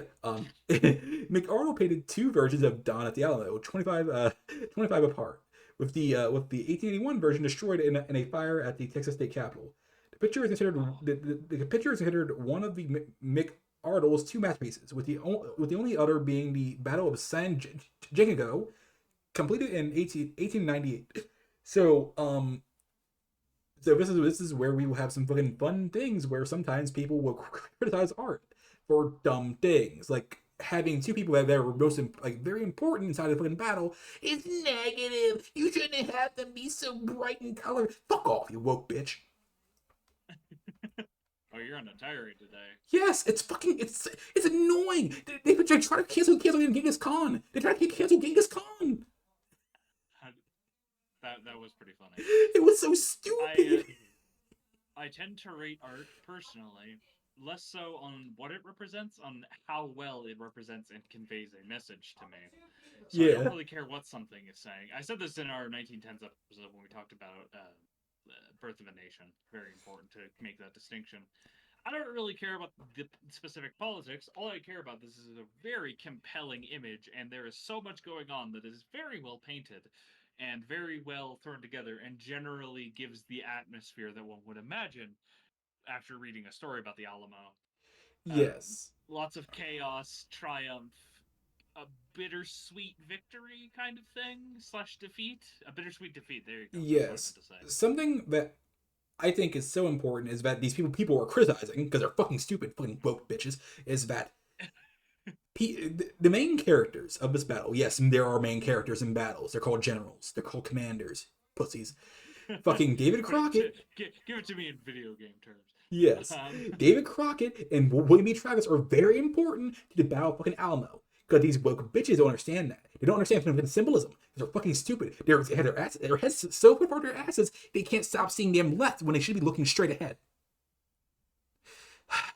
or here's an alternate theory: people like to confirm their biases regardless of political No, ideology. no, no, no, no, no. Woke. Woke. That's what I say. Woke. Okay, Crowder. I'm fucking correct, and anybody else is wrong. Opinions denied. How to become a political YouTuber 101. Oh yes. But how many is that? That's two. We had to do one. Wait, Yeah. is that three? No, it's two. So there's one more. Yes. One more we should talk about. There's obviously a lot more art per year than three, but a lot of it is there's just a lot. What else? Also, a lot of it has so much boobage. Yeah, so we did Harley Quinn. We did the Donna Allo. Did we already do another one? Yeah, the fucking Venice one. So we're on 1906 Ah, now. okay. Yeah, so it's your go. What do you want to go with? For 1906, you said? Yeah, 1906. We only have four more years to go. Ooh. This has actually been very interesting. There's been a lot more interesting art than I thought because I assumed most of the art was just going to be realist nonsense. Yeah. I'm not reading all of this, but I want to talk about leaving the table. Yeah. One thing I will say is that people you have to realize is that when we do these mediums, sometimes there will be things one of us don't like, and we will talk about it. Me more of an Oz because I have words to say, and for some reason the videos where I start raging out is where they get more views, and so we're here to monopolize my rage outs.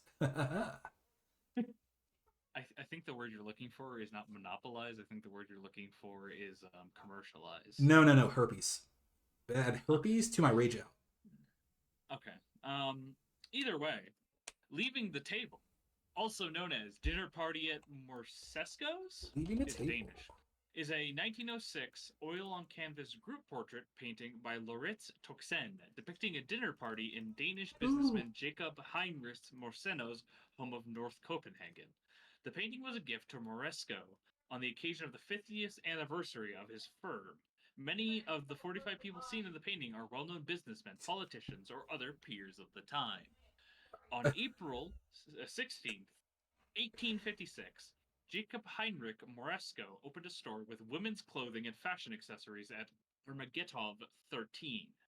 His firm would later develop into the first large scale industrial manufacturer of women's clothing in Denmark. Wow, that's specific. Moresco is one of the businessmen depicted in Peter Severn Kroyer's monumental 1895 group portrait painting from Copenhagen Stock Exchange in Borsen. Leaving the table was commissioned by Lauritz Tusken as a gift to Moresco on the occasion of the 50th anniversary of his company on the 16th of April 1906. It was painted on the basis of a black and white photograph taken at a dinner party sometime before the anniversary. The dinner party took place in Moresco's home, Villa Andelaide, at not gonna try that one, in Ordrup. The house was named after Moresco's mother. The property was acquired by Gentofte Municipality in 1943, and the building was subsequently demolished to make way for Ordrup Park. Moresco died in October 1906, just a few months after the anniversary. The painting remained in the Moresco family for the next more than 70 years. On April 23rd, 1991, it was sold at the Brun Rasmussen auction in Ol Bildgard for the DKK 480,000. Then the price record for a Tuxen painting. The Danish Commission of Export and Cultural Assets had the same year issued an export ban under the Act of the Protection of Cultural Assets in Denmark. On November 1995, it was sold at another auction, this time in Kunsthallen, for DKK 250,000. Or 250, actually. Strange. The buyer was Kunskit Dike, reported to be Kolding-based businessman Christian Hue. He later moved it out of the country illegally and in 1997 sold it at Sotheby's New York auction for US, some weird symbol I don't recognize, 84,000, the equivalent of DKK 548,000. Oh, wait, wait, wait, The wait, wait, buyer wait, wait, was wait, wait. yep. Sorry, we actually got a comment. Oh, shit. Ooh. Uh-huh. It says, ooh, Claude Monet. I did a paper on his art. Very pretty. By Kizkari. Hell yeah. I do like Monet's paintings quite a bit. Yeah, my bad. I had to mention that. Oh, it's all good. I love seeing the chat. Broadcasted a program. Oh, sorry. On October 2010, TV2 broadcasted a program about the fate of the painting. In an interview with Odin, he stated that he had no intention of parting with the painting. There's a list of the people, but most of them are nobodies that no one knows about. So, the actual painting. It's quite lively. And I love how the artist has managed to capture the lively energy of a dinner party like this with all these old white men And two kids. who feel very out of place. As is in every party, there are just random children who don't need to be there. I was going to have a very fucked up comment, and I want to say it now though. No. It's not a Diddy party. Oh, God damn it. I had to edit the video anyway because those titties earlier. Oh, we're lucky people we're not famous. 1907 time. Oh wait. We're not there yet. We're not on the third one yet. Oh shit! Wait. Yeah, you were skipping over. Sorry, I thought I got 1905 mixed up with 1906. My bad. Yeah. So we're in 1906, and we just got done with the first painting. We had to do two more. So. Of course. I got confused. So this next one is very unique in comparison to all the other ones we just did. Mm-hmm. It is called Mudden Queena. And this piece of art is different because it is not impressionist or any other shit. It's an ad. Yes, an ad. Oh, Yes, and I am very excited because I love like art and when it comes to ads because it's so unique. Sometimes it's way different from all other shit. it serves a different purpose when you're in advertising. Yep, and I one day maybe who knows I might make a whole series in regard to ad art. Who knows? Uh, Especially for the older stuff, because it was definitely its own medium at the time. yep, and the best part, guys and gals, infinite content. So, Martin Quina is a French aperitif advertisement painted by Lynette Capalio in 1906. It is perhaps Capalio's most famous poster. Oh, I it's hate to be that guy, but this is the one pronunciation I actually know. It's technically aperitif. eh. I'm gonna pronounce it however I want It's to though. That's fair. It's a kind of booze you drink before a meal that's supposed to enhance your appetite, like an appetizer, but booze. Yep, the image features a devilish figure sneakily decorking the bottle. Capilio used infernal energy in several of his posters for alcohol, which makes sense. It's the devil's drink. Use a devil. The Green Devil in particular evokes La Fée Verte, the Green Fairy, the nickname for absinthe. Oh yeah, a drink popular during the Belle Epoque. The product was banned by the French government shortly after it released. This poster, however, is an advertisement for an alcoholic beverage that went out of production in 1906. Morin is the brand name, and Quina is the type of alcohol. The product has since been reintroduced to the French and American marketplace. Featuring Capalio's poster as the label, it is cherry in flavor with a background of Quina. It is similar to a liquor, but does not contain enough sugar content to be legally classified as one. Ah, Well, interesting. well, that's something. I Okay, love how they just described the alcohol. so this is an image of how the author sees himself. I agree. That's actually pretty much how he looks.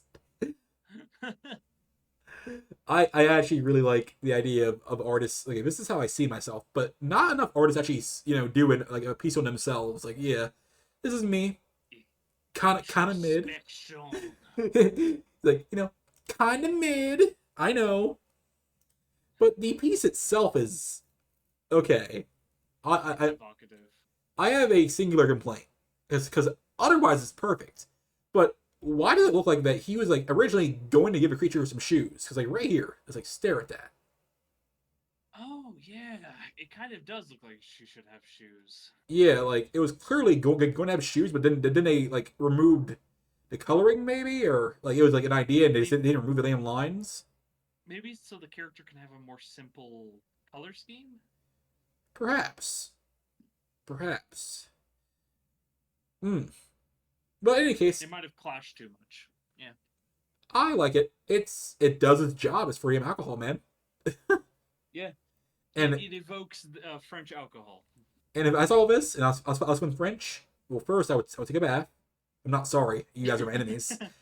I would get this. Your German enemy is here, baby. There's one left, and this is where I will overrule your picking because this is kind of important to mention and talk about. That's fine. Isabella, and Oh yeah, that's probably important, isn't it? yes, this is very important. Um, it is by Simon Willem Maris, and I'll let you go from there. Ah. It is currently in the collection of the Rijksmuseum in Amsterdam, Nether. Oh, you're making me read a Dutch painting. No, I'm not going to be able to get any of these names. Anyways, this artwork measures 41 by 29 centimeters. Tiny. It is composed of oil paint on canvas. The portrait shows a 12-year-old girl known commonly as Isabella posing in Maris's studio at 498 Keizersgracht at Amsterdam. She is sitting in a wooden cushioned chair with goat heads carved into the armrests. I did not notice that. The subject is holding a fan in her right hand, and her left hand is touching the fan's golden tassel. Her left arm is jeweled with a golden bracelet, and her ring finger displays a golden ring. She's wearing a sumptuous blue and green dress, and a white and red bonnet on her head. In the background, a mirror can be seen bearing her reflection because the artist wanted to flex apparently, showcasing the rear of the bonnet and dress.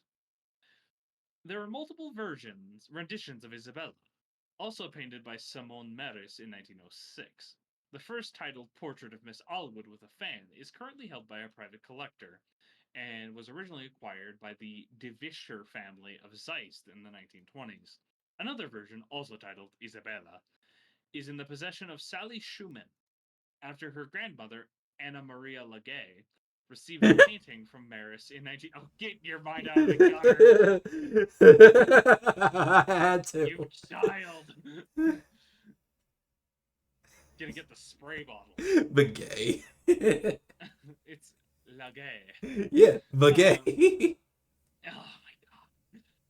Curse you and your knowledge of French. In 2015, the Rijksmuseum announced it would be changing the title of a number of the paintings in its collection, citing racial sensitivity. Among these works was a portrait of a young black woman by Simon Meres, titled, I'm not going to say that, which was retrospectively changed to Young Woman with a Fan. The project, which expected to change the descriptions or titles over 220,000 artworks, was the subject of debate over the importance of preserving historical context versus maximizing cultural sensitivity. Fucking woke pussies. The painting. Sorry.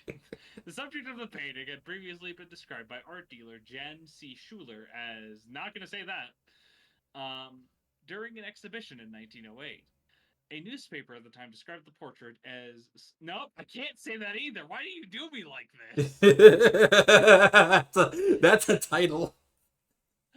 The name of the painting was intended by Maris himself to be revealed in a 1907 letter, which he labeled it... I can't say any of this. Why did you have me read this?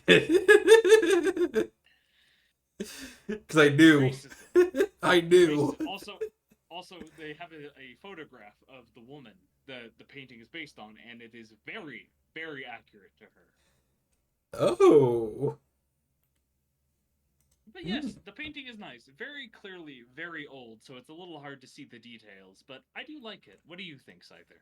I really, really like it. It's really well done, but I have to rant again because... Are you kidding me? No. Are you kidding me? You want to change the historical context of a painting just because you want to maximize cultural sensitivity? Get over it. It happened. Who cares about your little hurt feelings?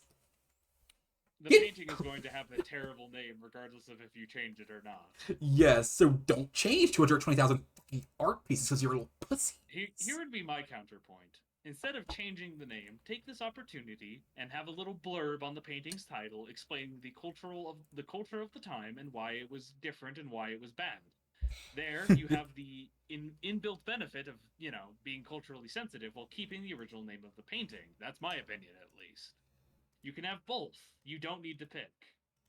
I think people need to get over themselves and stop comparing their current moral standards to back then. Because for real though, the fucking naming scheme for this one, that dude was wild, but still. Okay, yeah, we can acknowledge that even though it's a bad idea to change the name of the painting, dude was going wild with the original name. Dude, chill out. Not you, him, obviously. He was really going for it. But now we are going to 1907, and I think, despite how we were doing it thus far to 4 to 3, I think we should just cut it down to 2 paintings because it's getting a little bit longer now. Fair enough. This because I don't know. I think from now on, at least in the podcast, and we'll see how it goes for that.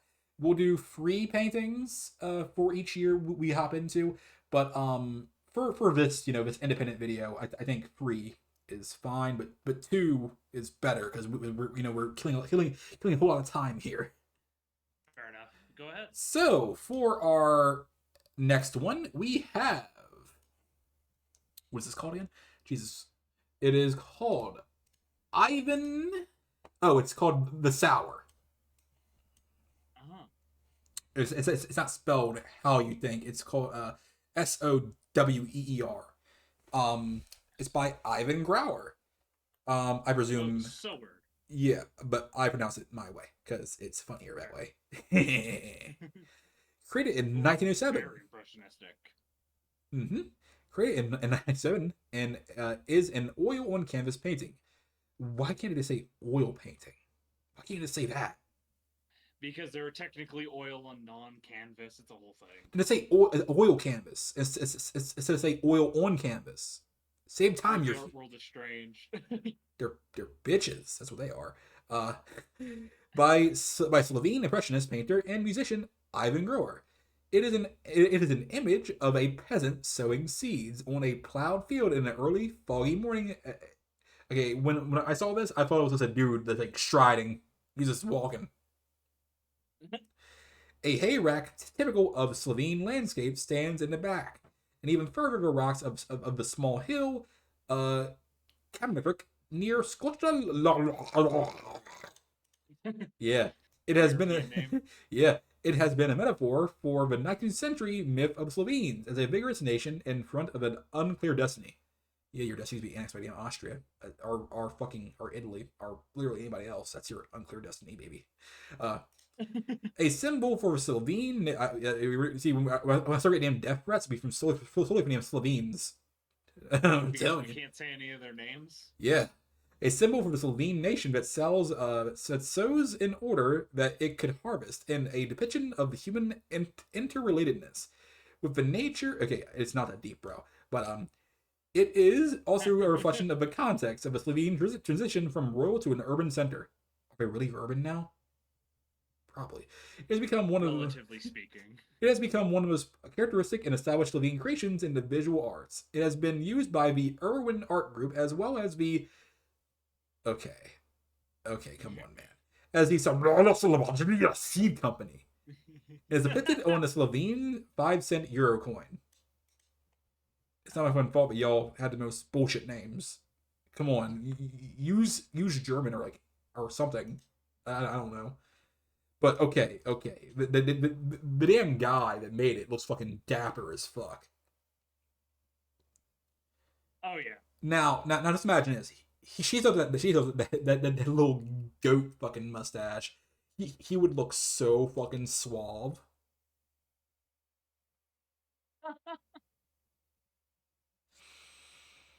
I love that. Wait, wait. When did World War One start? 1912, I want to say. 1914. 1914.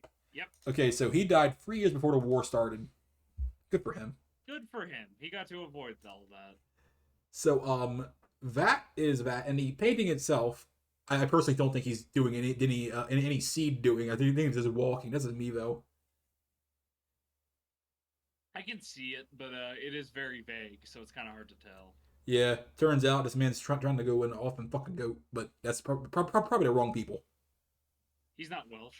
Um, The Welsh community is already mad. yes. Come at me, Welsh, all 5 of you All who right, have internet access. I have a painting I want to talk about, all right, pop off. just because I think it's really, really detailed. It's called A Rose by Oh, Thomas Unschultz. that is ooh.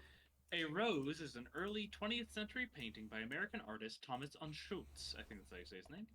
Done in oil on canvas, the work depicts a young woman, Rebecca H. Wellen, sitting in a chair wearing rose-colored dress. The painting, in keeping with artistic themes of the early 20th centuries, compares a woman in her attire to a rose flower, but also evokes the sense that a young woman is intellectually and emotionally alert. Wellen herself was the daughter of a trustee of the Pennsylvania Academy of Fine Arts, of which Schultz was a longtime teacher. Schultz' work has been compared to his contemporary Thomas Eakins, uh, and Diego Velázquez. I think that's how you say that. A rose is in the collection of the Metropolitan Museum of Art. I just like the image because it is incredibly realist and incredibly detailed, and If you it is the maximum of realism. if you didn't tell me that this is a painting, I thought it would be a really cool picture. I thought it was a photograph when I first saw it, but it is incredible. You really have to look up close to see the brushstrokes. Yeah, the area where I think is most telling that it's a painting is the very bottom of the dress. It looks off from a regular actual dress. Yeah, but it is the whole thing is beautiful. Ah, this is mm. So next up we have the great year of 1908. Uh, is it really that great though? That's as a dick. I can't. Probably just some, probably I don't know, someone. Um, Ah, yes. This next one, it's so tame. It's so boring. It's so human. It's a fruit dish. Huh. it's an interesting looking painting. Yeah, it's a fruit dish. Is an oil on canvas painting executed in 1908 to 1909 by Georges Braque. It has dimensions of 53 by 64 centimeters. It is held at the Moderna Musette in Stockholm. You would think of a name like that, it would be in Italy, right? Just me? No? No, it kind of makes sense. After becoming influenced by Paul Cézanne, Braque went to embrace Cubism. In 1908, due to the influence of Pablo Picasso, oh, it's that guy again. The Cubist still life depicts apples, pears, a lemon, and perhaps a banana in and around a fruit bowl on a table. The still life became a usual theme for the Cubist painters in this painting, where the influence of Cezanne and Picasso, whatever, it is apparent. The fruits in the bowl expand beyond the confines of a singular viewpoint, and the traditional notions of perspective is dissolved. First and foremost, I want to say is it's kind of way cooler in comparison to movies and all that other shit. Is that we keep seeing people referenced repeatedly in all this, like, oh yeah, this guy we saw this damn guy pretty recently. It's really cool to see that these people are all inspired by each other and they actually mention each other sometimes. The art community. Yep. And meanwhile, movie people, what do you mean I copied them? I don't know what you're talking about, buddy. I'm entirely original, not at all inspired. Kicks all the pictures and fucking movies you had of the person you're stealing from. But the painting itself is wow. There's a lot going on here. Indeed. Now I hate like cubist art because it kind of like messes with my damn head kind of, but I dig it. I quite like this one. I think it borders on the abstract, and I think that makes it very visually interesting. Yep. Next up, you can pick the next one. We have one left for 1908. Yes, and that'll be the next year. I found this painting looking at it. I don't know how to say the full title, but it is titled Red Sunset on the Dnipro? I don't know how to say it. Red Or Red sunset. Sunset on the Dnieper. Or just Red Sunset. Is an oil on canvas painting by Arkhip Kunatsi from 1905 to 1908. I know I butchered that. I apologize. It depicts a sunset in the sky above the Dnieper River. Sunset is a typical of Kunutsi style, as he was known for large landscapes, and can be described as a unique work of Russian luminism, a style of art not widely embraced in Imperial Russia. Kunutsi made two sketches preceding his painting of Sunset. Sunset depicts a blooming red sunset over the Dnieper River in Ukraine, and then part of the Russian Empire. Then part of the Russian Empire. The painting displays many of the hallmarks of the Kunutsi style, namely the central position of a light source, incorporation of a low horizon, and an aerial perspective. Kunutsi painted Sunset sometime between 1905 and 1908. At the time of its rendering, the painting broke with de facto conventions of Russian realism, which had not been overly influenced by luminism. A large painting was one of Kunutsi's last major works. The painting was originally known as Red Sunset, with On the Dnieper being added by the Metropolitan Museum of Art, which acquired the painting in 1974. Mm. and the painting is gorgeous, but does look kind of Lovecraftian and a little intimidating. I really like it. It's really okay. I don't know why, but it's really spelling out to me early early 2000s kids cartoons. For me, it reads more as the sun is trying to kill you, but that's just me. I've been reading too much pulp. So, the next one is up is 1908. Is that it? Yeah, Okay. we just finished 1908. Yes, Okay, cool. Next up is 1909. Let's go. last So, year of this episode, since technically this is the last of the 1900s. don't forget I said in 1910, so yeah. Oh, fair enough. Never Yeah. mind. Just so we can people are like, okay, cool. It's a good lineup of years, and then I guess after that we'll do 11 to 20. Probably not though. That'll be like a catch up video. Fair enough. So oh, you know what? This will be cool. Okay, it's not that big. It's called. First, let me grab the image. I'll put it up here first. There you go for peoples. It is Fairy Tale of the Kings. Ooh. I don't know. Is one of the most well-known paintings by Lithuanian painter and composer Mikolajus Kastylius Kalanius.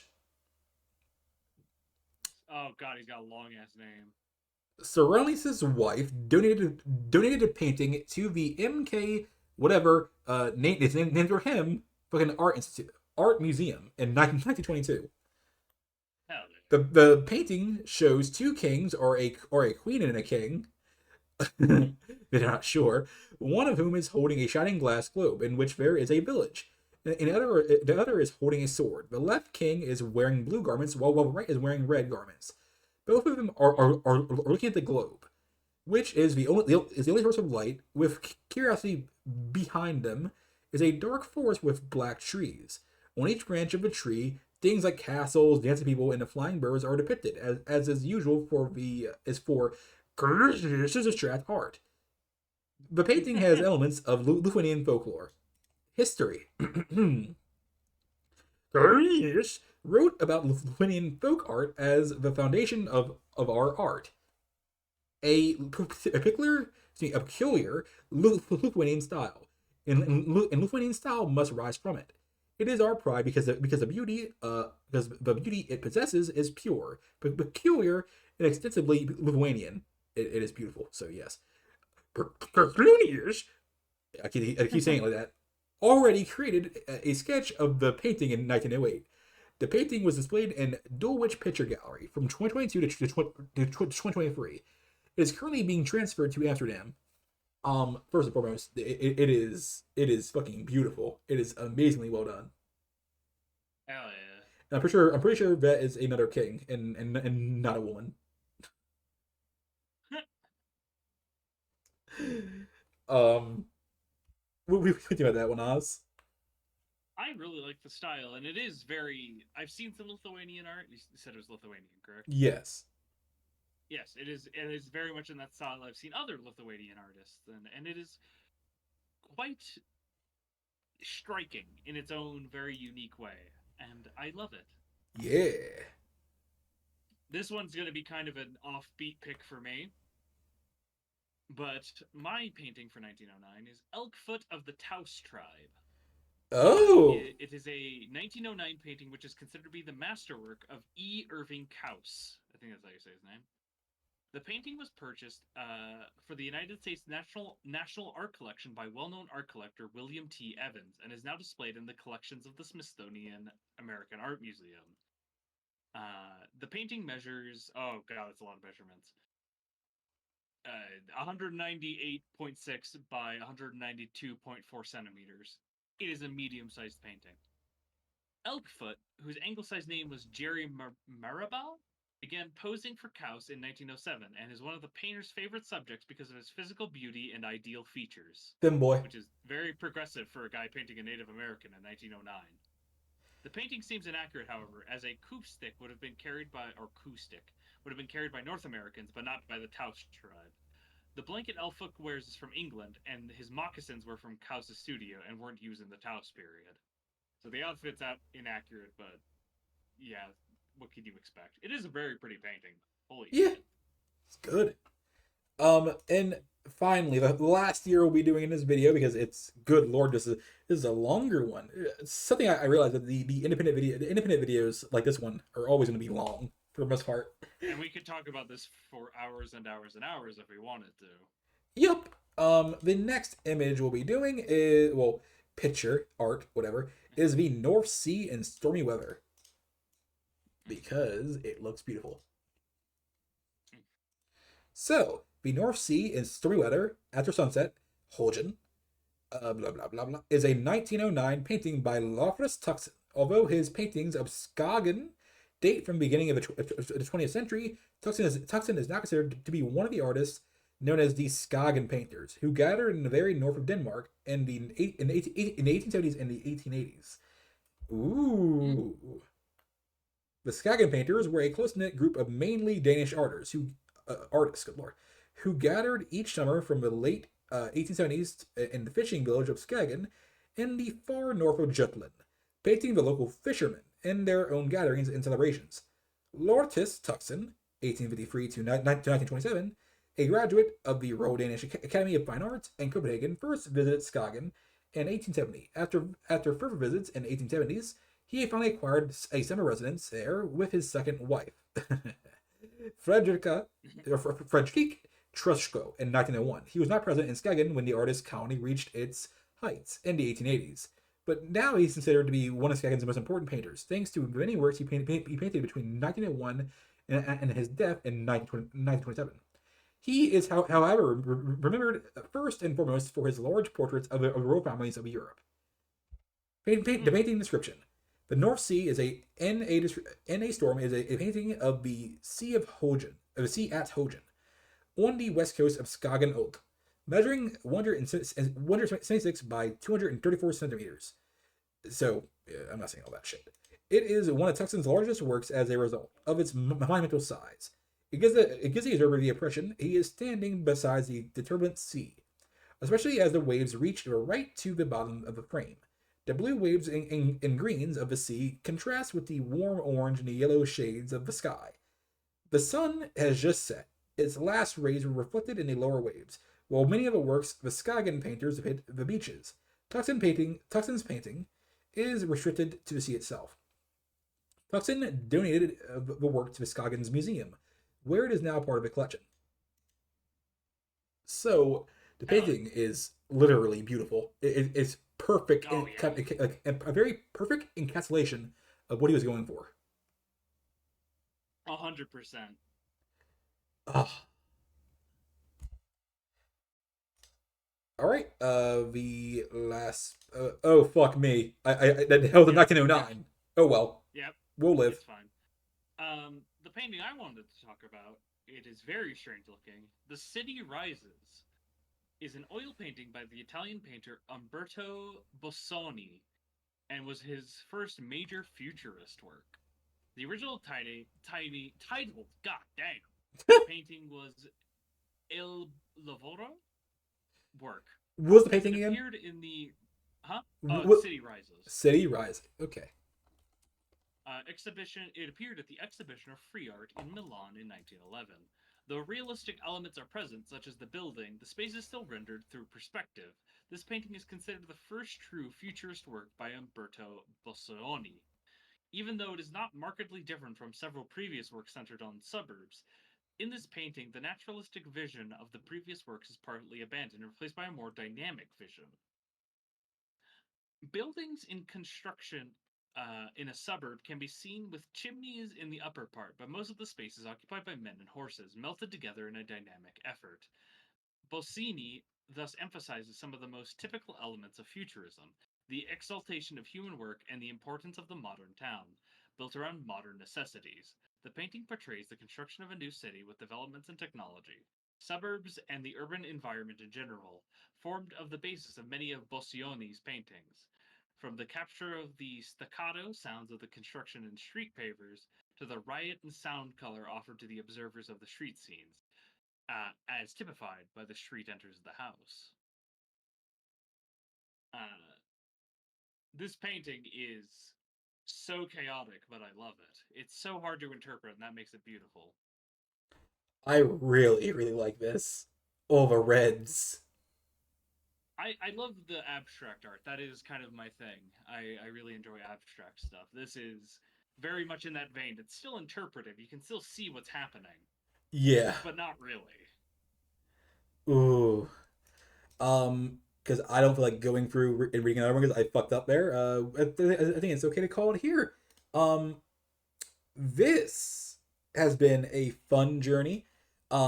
It will most definitely be a potential mainstay, if not, will be its own independent thing. As we'll keep seeing quite frequently, things will be taken out of a podcast and put right into their own little thing. That's how it is sometimes.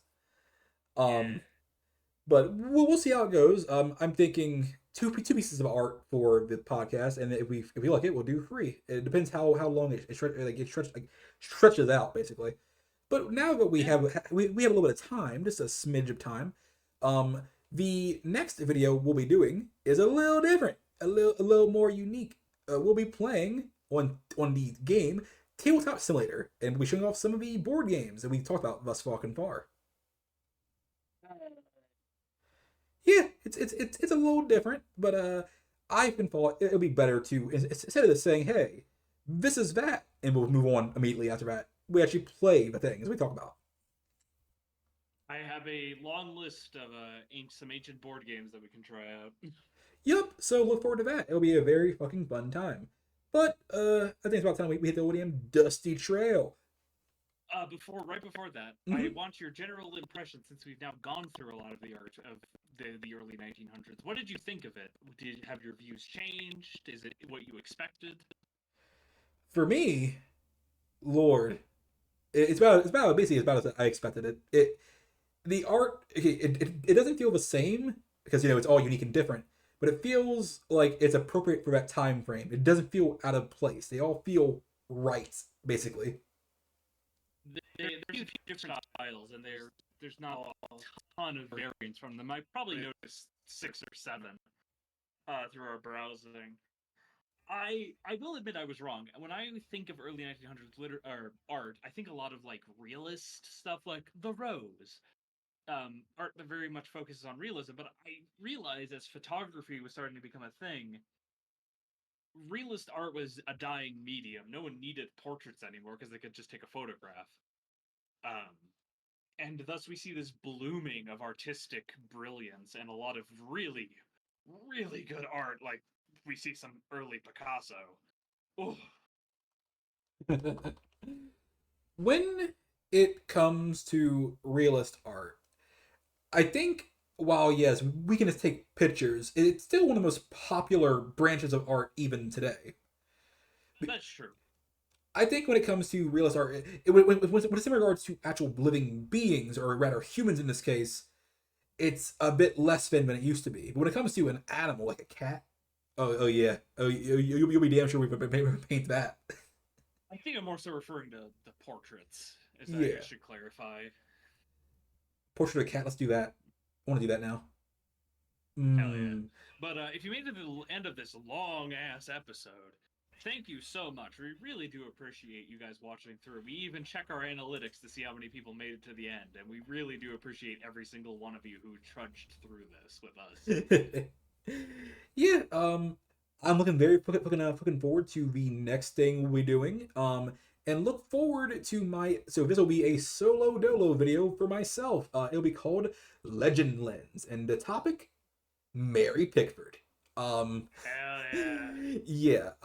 If you guys don't remember, I said from now on we'll be doing a deep dive on certain individuals from our People of this Decade fucking series, and I decided on her because she is pretty short, sweet, and simple. Quite like in real life, but we'll we'll get into that more once we get there. I don't want to stretch it out for too long, but thank you guys for watching, and please stick around for more. If not, bye.